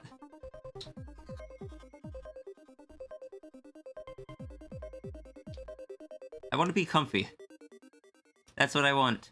I've never liked... I've never disliked how I look because I spent my whole life being told how handsome I was and stuff. And I had convinced myself, like, oh, well, I can't... What do I have to complain about? Other people would be so jealous. I'm so lucky. It's a wonderful body, just not for me, is what I eventually realized. And it's just like... But before that, when I was just like, oh yeah. No, I have a good body, clearly. That's what everyone tells me. I am tall, I'm strong, people tell me I'm handsome. For the longest time, I was very, very skinny. And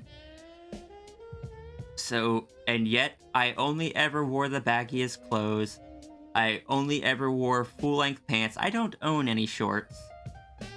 I always wore shirts that were too big, hoodies that were nice and baggy. It's just like... I never wore patterns, never wore bright colors because I refused, or I didn't want to stand out. I wanted to blend in and avoid being seen as much as possible. And I'm looking back at all of these details, it's just like, I specifically, don't look at myself in the mirror, even though I've denied that being the case.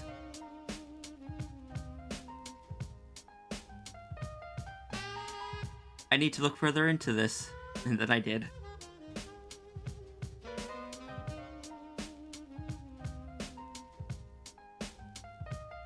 You're once told that toxic masculinity is when someone says, you need to do this to be a man, or you can't do this as a man. But basically, toxic attitude is restrictive rather than being permissive. This thing I do is manly. Just don't understand the aspect of you have to buy brands and cool, feminine, etc. You just want comfy, cheap, and durable.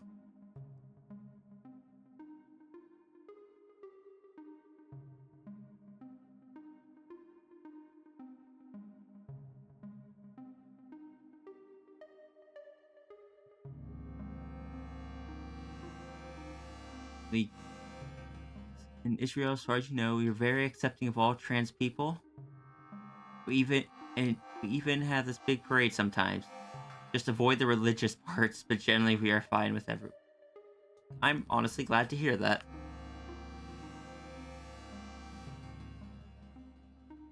I'm still figuring a lot out.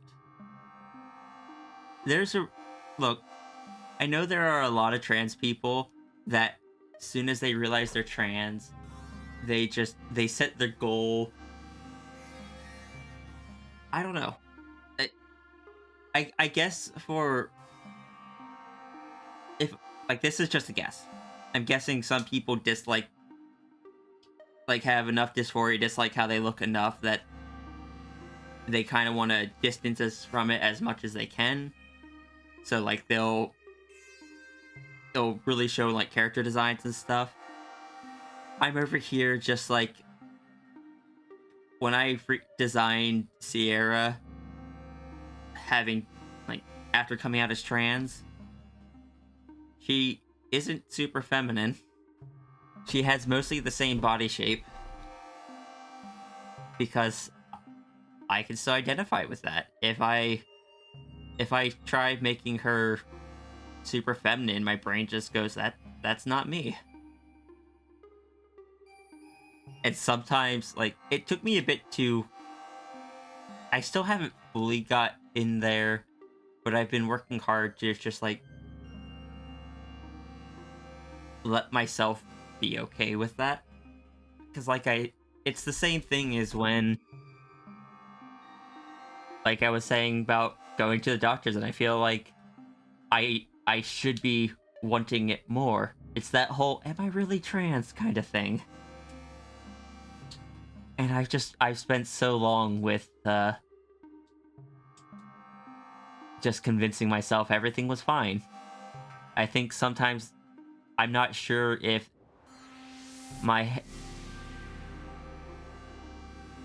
if those are my actual feelings or if some of that denial is still kind of bleeding in. And I'm just, you know, working on that. It's like, am I just scared of asking, or am I scared of wanting more? Or do I actually not want more? I don't know. I'm sure there are people that can relate. I'm sure there are people that don't relate as much because as soon as they realize, they're just like, oh, oh, I know exactly what I want. Or people that already knew what they wanted before they realized that being trans was an option. But I don't know. It has...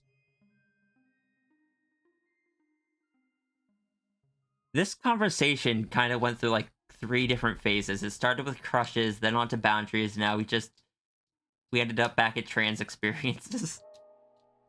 Which I'm okay with. Just looking back, it's like, wasn't expecting that.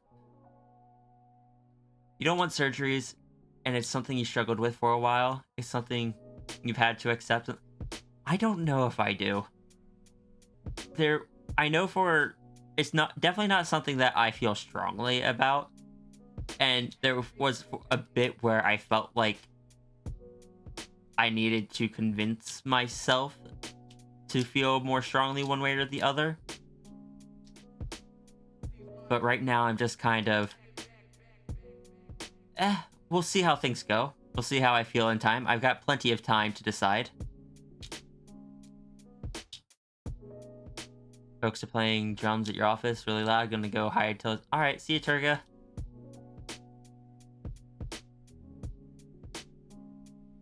Labels exist to help people discover things about themselves, not to shove you into a tiny restricted boxes. Yeah.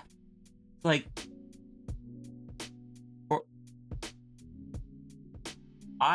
For example, like, I know there are a lot of trans girls that just want a big chest. I don't. I want a small, but I want some chest, but I don't want a lot of chest. I want just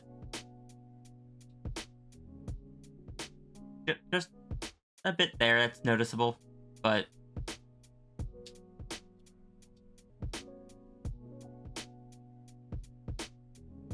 little chest is a treat. Yeah.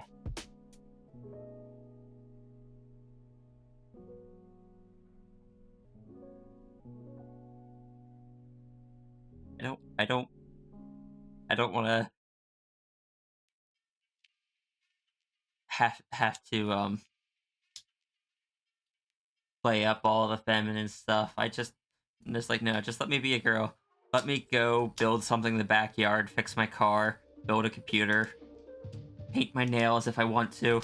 Because I actually do enjoy painting my nails. It's like the one thing I can do and take to work and kind of have fun with. I don't like doing makeup, but I still want to get better about it. Just to say I can. I've always had long hair. I've always known how to, or not always known how to braid my hair, but I braid my hair on a regular basis. My hair goes down to about mid-lower back and has for over a decade. Small chest team is the place to be. got rid of your big chest. It's not worth it.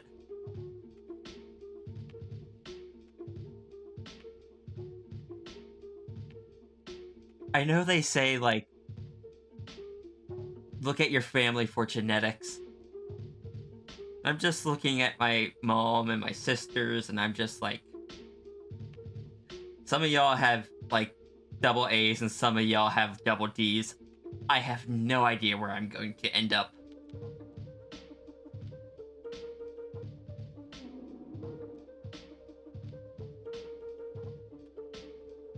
You have a hard time understanding social stuff because of your difficulties. As far as you know,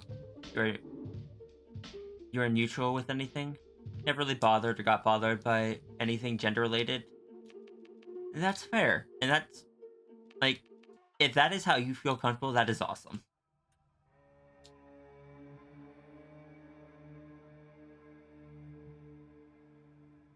I've just always, especially since I am so tall, and I'm tall, I'm strong. Like I said, people always called me handsome and stuff. I always kind of got shoved into that box. It's very much like the same box, not the same box, but same kind of way. If you're tall, people will tell you that you should play basketball. I've been told I should play basketball so many times. I don't like basketball. I'm not good at basketball. Don't tell me to play basketball.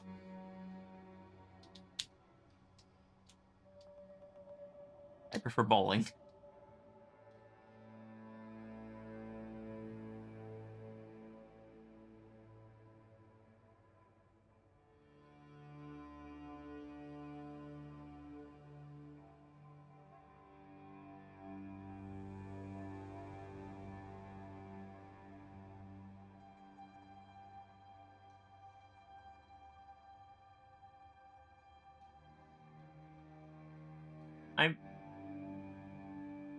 I'm so really glad that when I came out, and ever since, I've just had a really supportive experience. I was terrified that after I came out, I was going to start getting people coming in, making comments and harassing and stuff all the time. I never have. I hope to continue that streak. I didn't see a bunch of people leave. I only ever had one person be like, oh, I don't agree with this. And I'm like, okay, go away.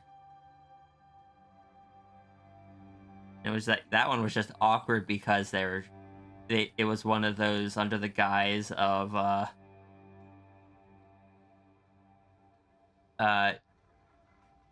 I don't believe, I'm not upset with you, or I don't believe this is healthy. I think it's like it was one of those things where it felt like they genuinely were trying to help, but were so misguided and had such bad information, and it's just like, please stop. Just if you don't agree, go away.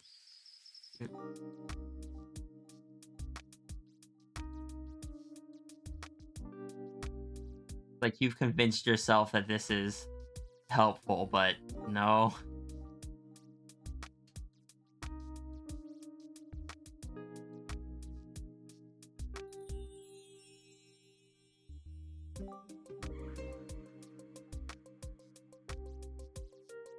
My favorite comment was something. It was something like, I hope you can find the help for a therapist or something like that. I don't remember exactly, but I'm just there like, yeah, I have a therapist. They're the one I talk to about this, and they agree. They agree with me.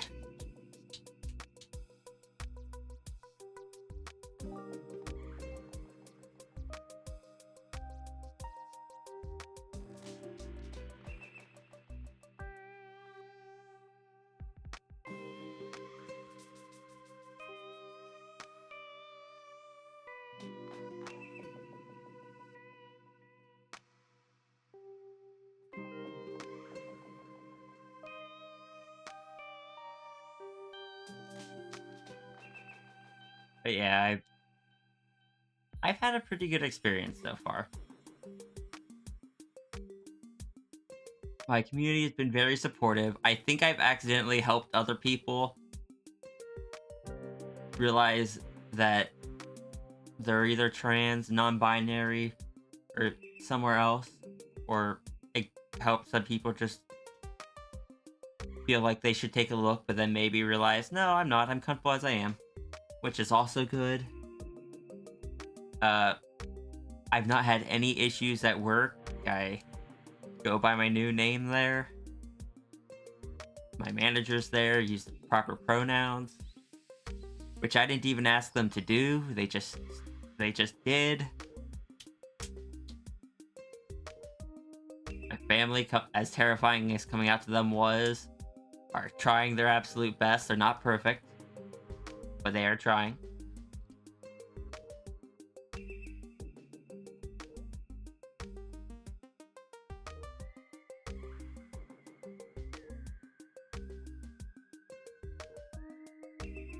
It's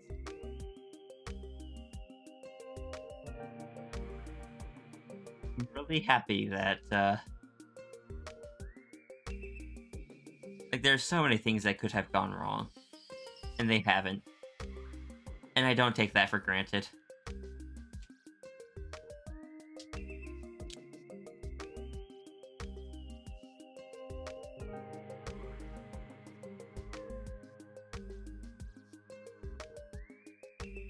Better than literally everybody. Say the canvas? I can do that. I just...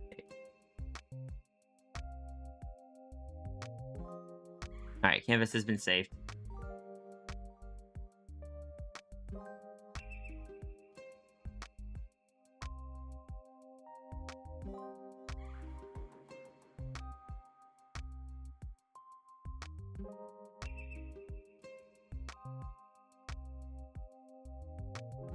Well, thank you for listening to me just ramble through all of that for a while.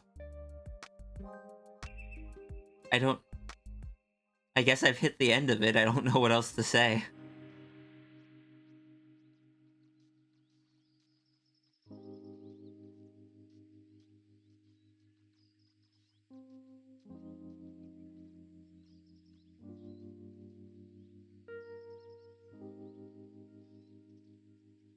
I guess with that, it's back to art. Here I was wondering if I'd just be rambling about stuff till the very end of stream.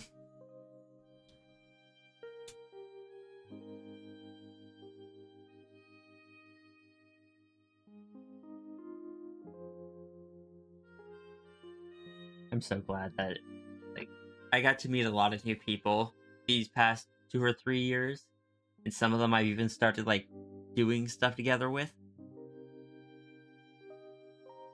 I'm really glad that so many, like, not even just so, like, all of them basically have just been right on board. It's like, oh yeah, cool. This is Sierra. She. And I'm just like, thank you so much.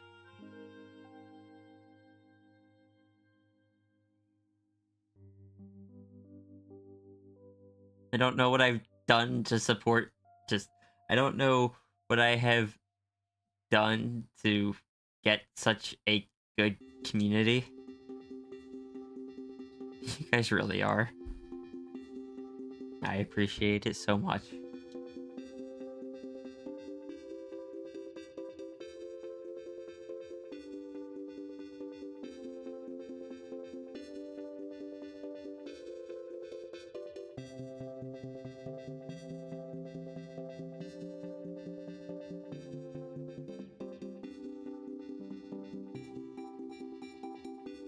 So many wonderful people in my life. Which, again, just a few years ago, I only spoke with like 5 people.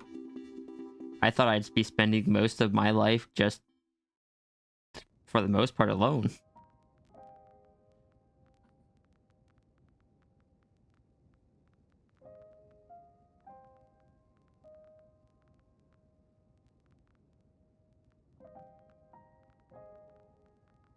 Now I have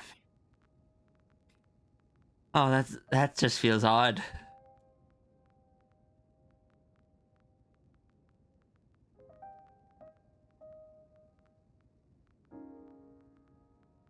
I'm just here doing my thing.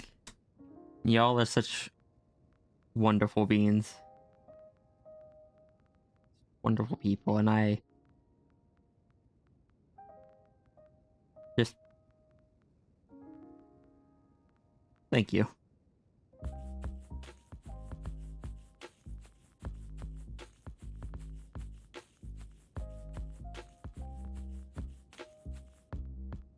I don't know what else to say, just thank you.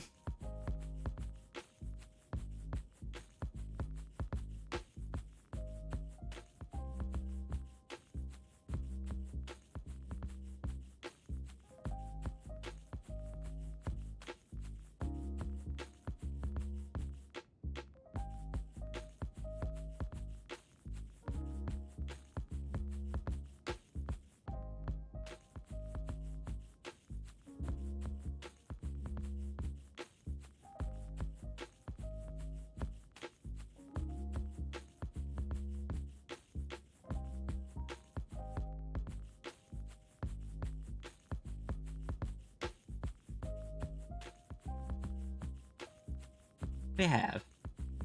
Like, hell, if, not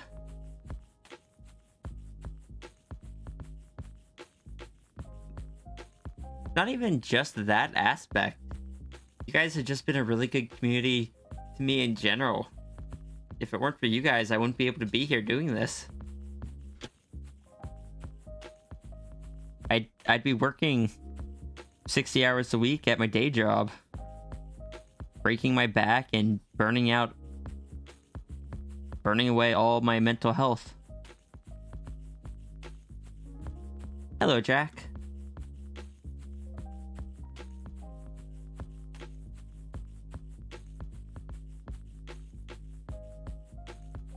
Oh no! Runic Dreams, thank you so much for the 3 months of subscription. Welcome in. Welcome in.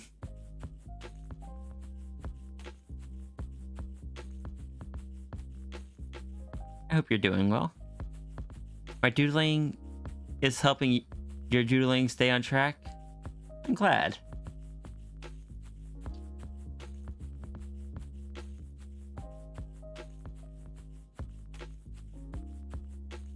I know I probably won't be able to continue doing like streaming and stuff forever, or even like survive off of art forever. But while I have this opportunity, I want to make the most of it. I want to bring some positivity to people's days. Hopefully, leave a positive impact.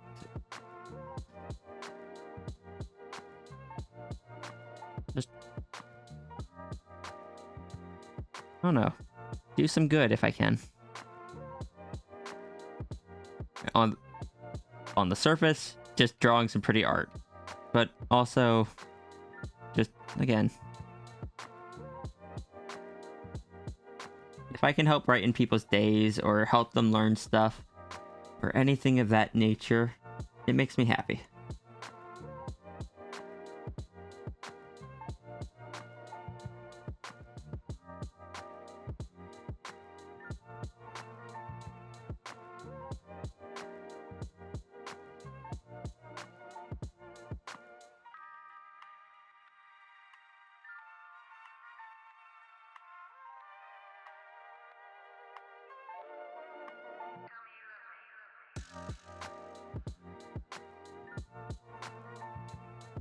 When did I start doing full-time art, if I may ask? About a year ago. It was February last year was when I started doing full-time art. Like, I still have a day job. I go there like 3 days a week for like 5 hours on those days. That's just so that I keep my insurances. Most of my income comes from here.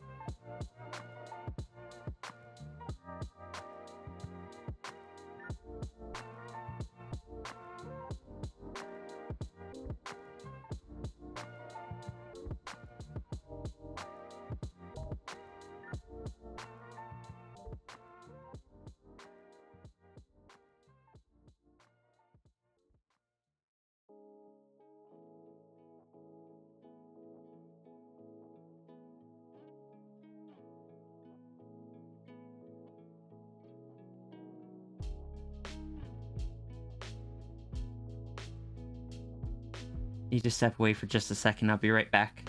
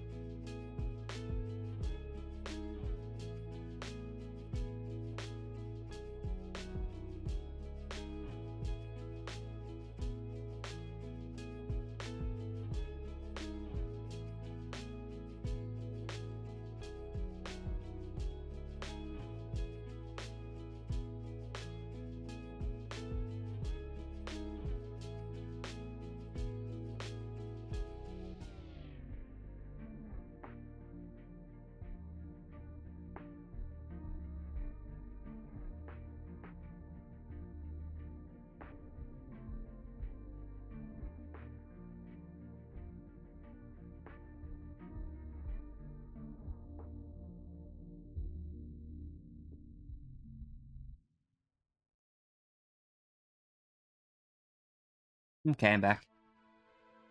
You've always dreamed of doing art full time. You do enjoy your day job, though. I don't think it's an opportunity that everyone gets. And if it's something that you really want to do, I really hope you can.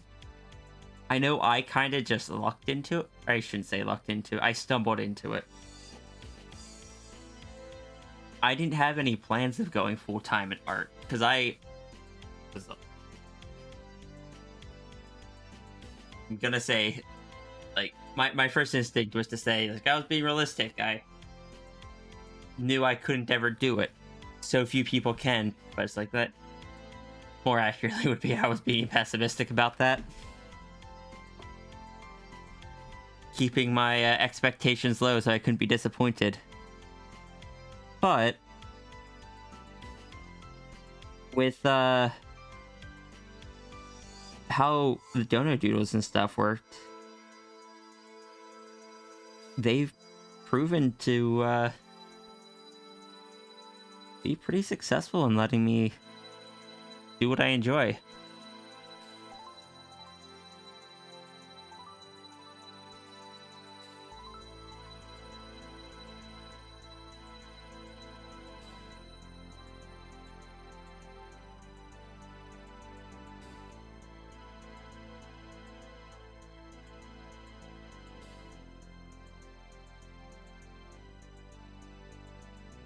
I know I cannot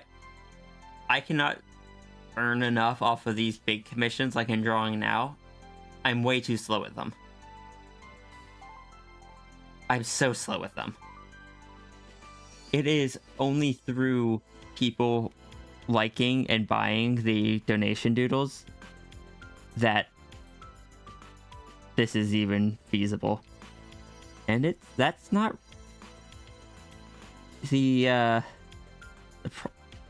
it's not really a setup that I'd seen many other people do, at least not successfully, and not like on a continual basis. So I was kind of winging it.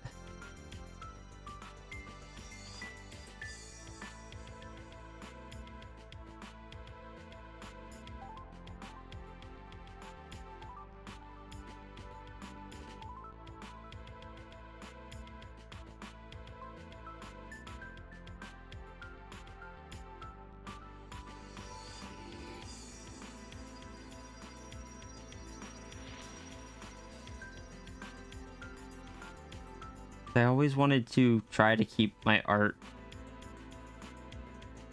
I don't want my art to become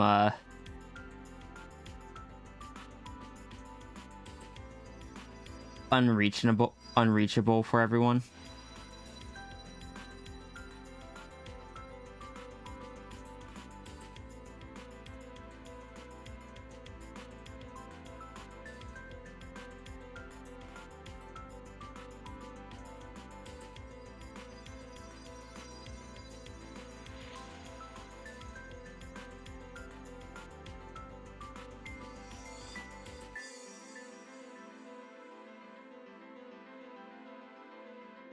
I think this is good for the hard shading.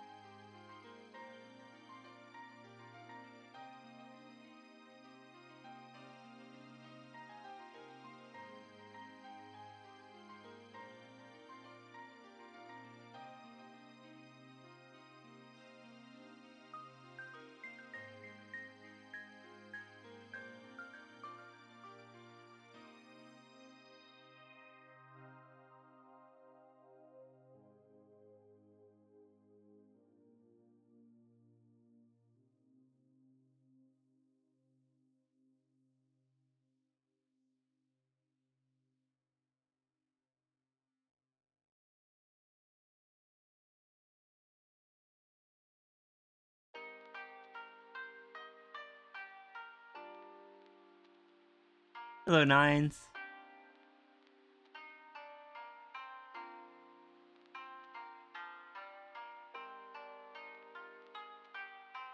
Yep, we got Big Tail here.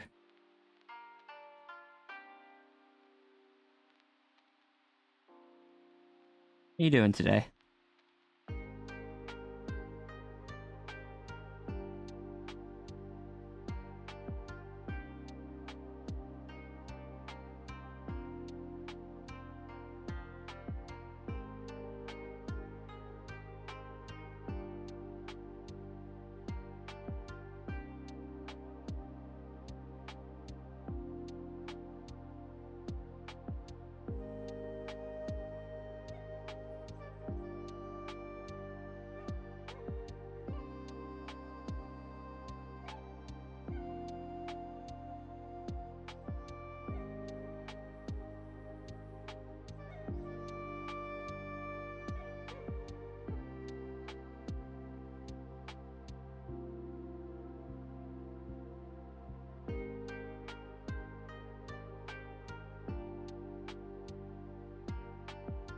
It needs more caffeine.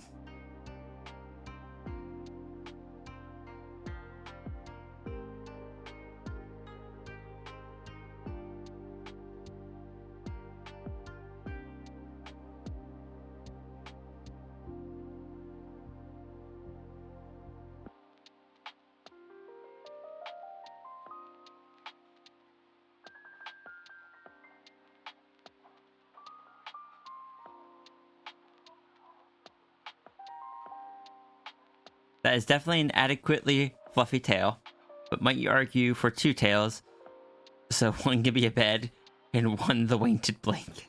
Hi, Seppi. I was only paid for 1 tail, so I'm afraid I can only draw 1.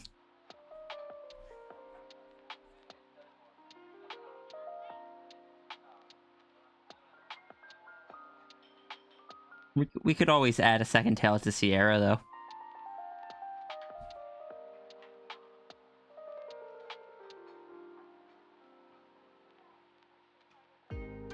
Hello, Seda. Macro size tail? Macro size tail. Don't I tempt you? I am giving you permission.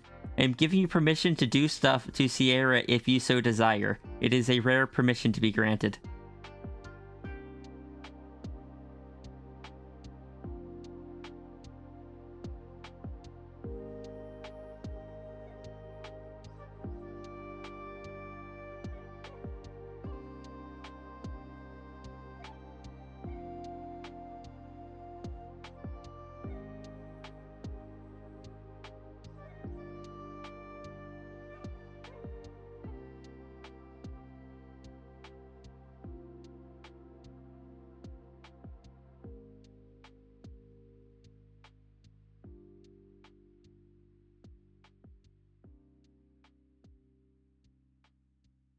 Also, Seda, you didn't tell me that you moved Bermuda to the mainland.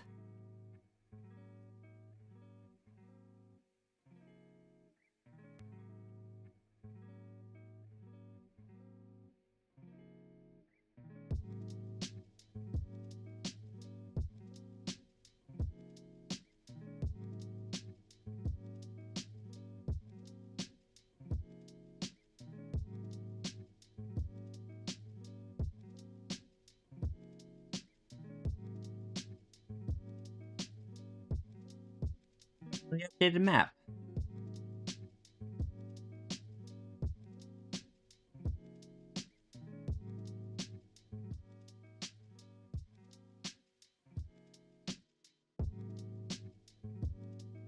Got Bermuda right here. You didn't tell me that you moved into the mainland.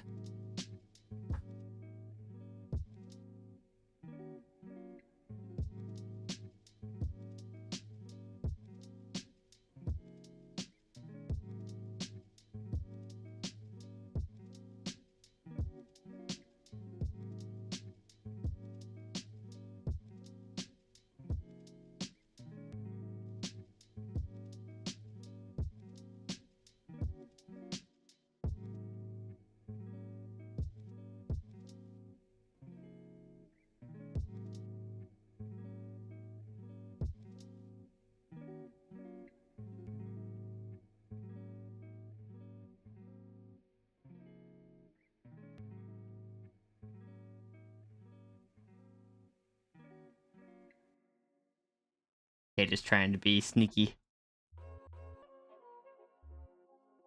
But it's hard to be sneaky at that size, Seda. Just ask Nines.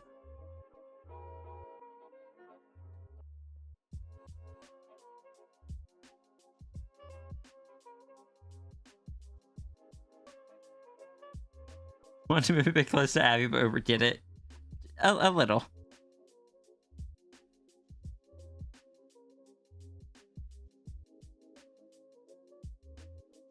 Rest of Bermuda got caught on your tail or something as you were flying over.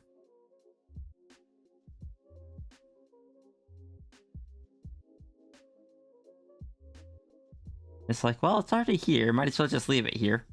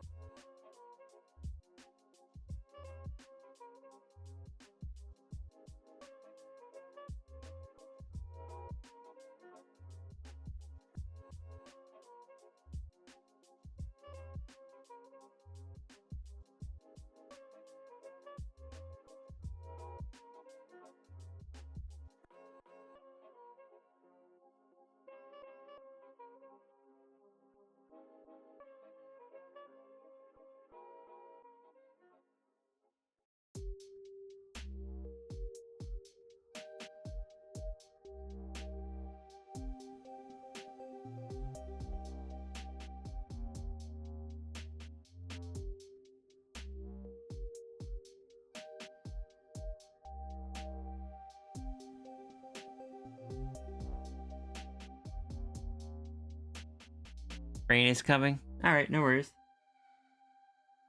Hopefully not, like...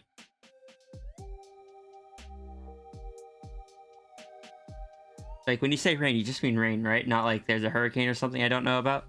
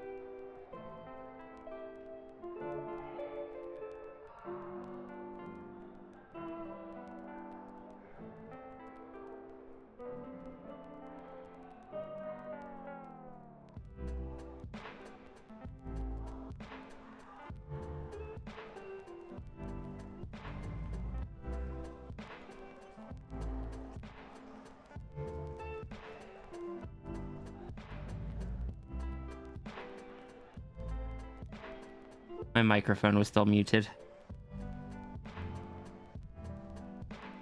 Of course it was.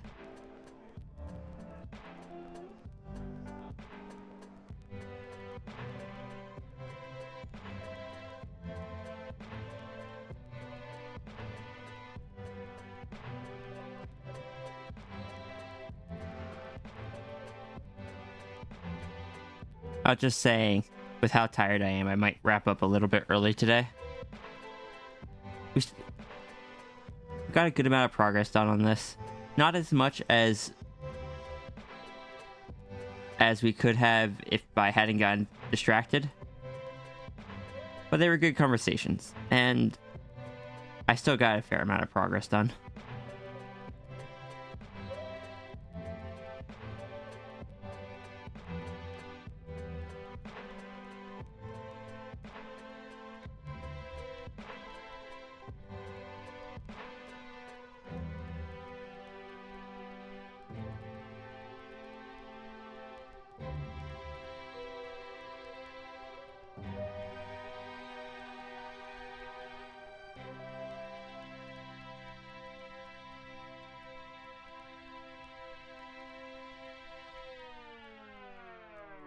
Me? Distracted? How could that be?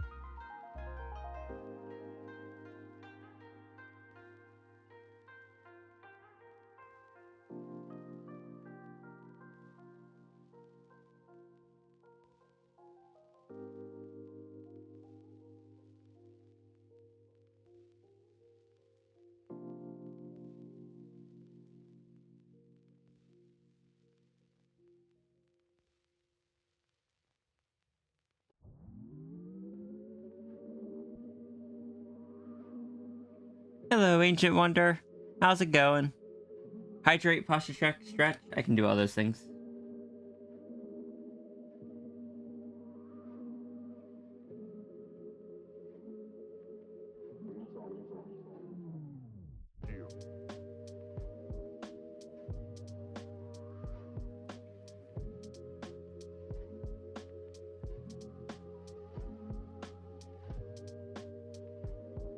like an icy flare? I would rather not.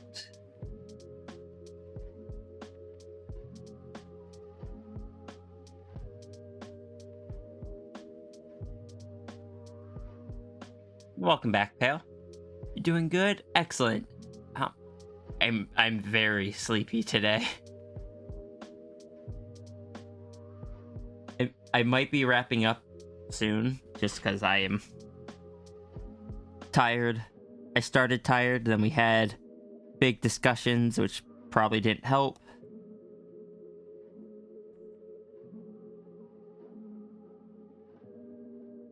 And I am just a sleepy person right now.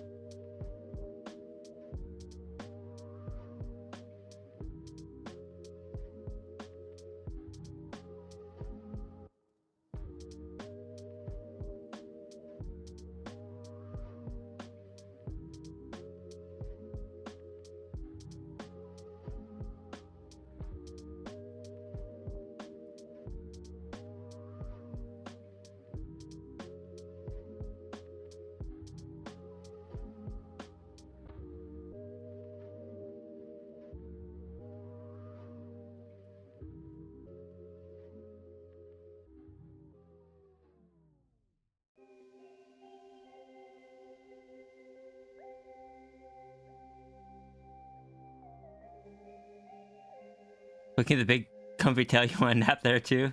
That's just fair. Managed to register to the academic college working finally. Now officially in due processing. Nice.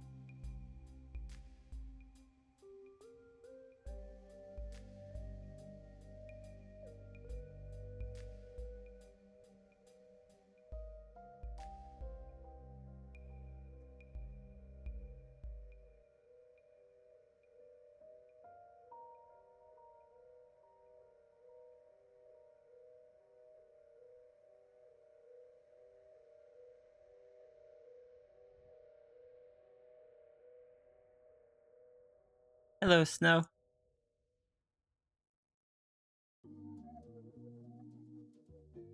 Welcome back, Zeta. I hope everything is alright down there.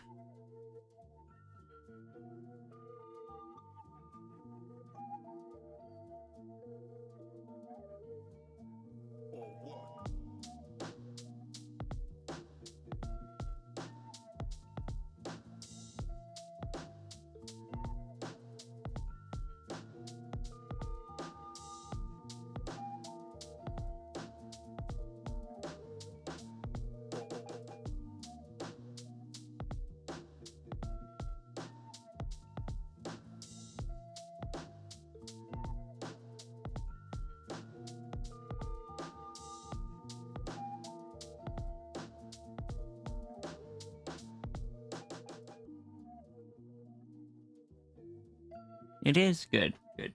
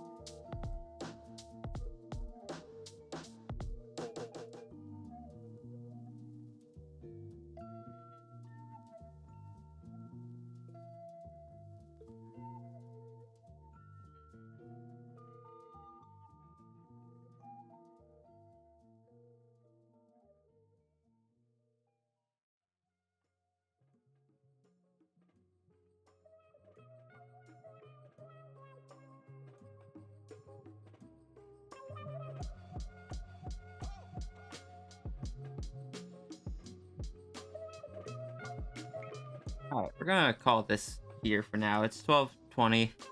It's not quite an hour early. We didn't get to work on this one like I wanted to, but we got distracted.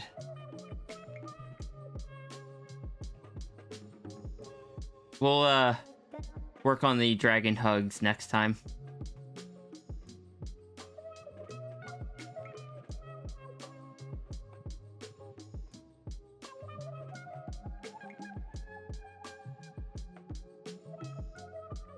You'll be off? Alright.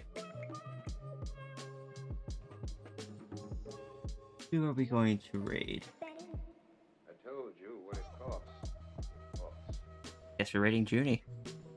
The other two I was considering raiding have ended their streams.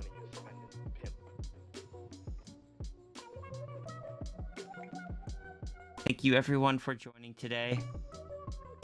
Let me set up the raid real quick.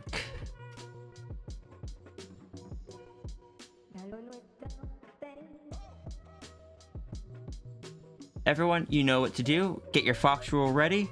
Anyone that is new, this is how we do our raids. You're going to grab a fox rule using the fox rule command, copy it to your clipboard.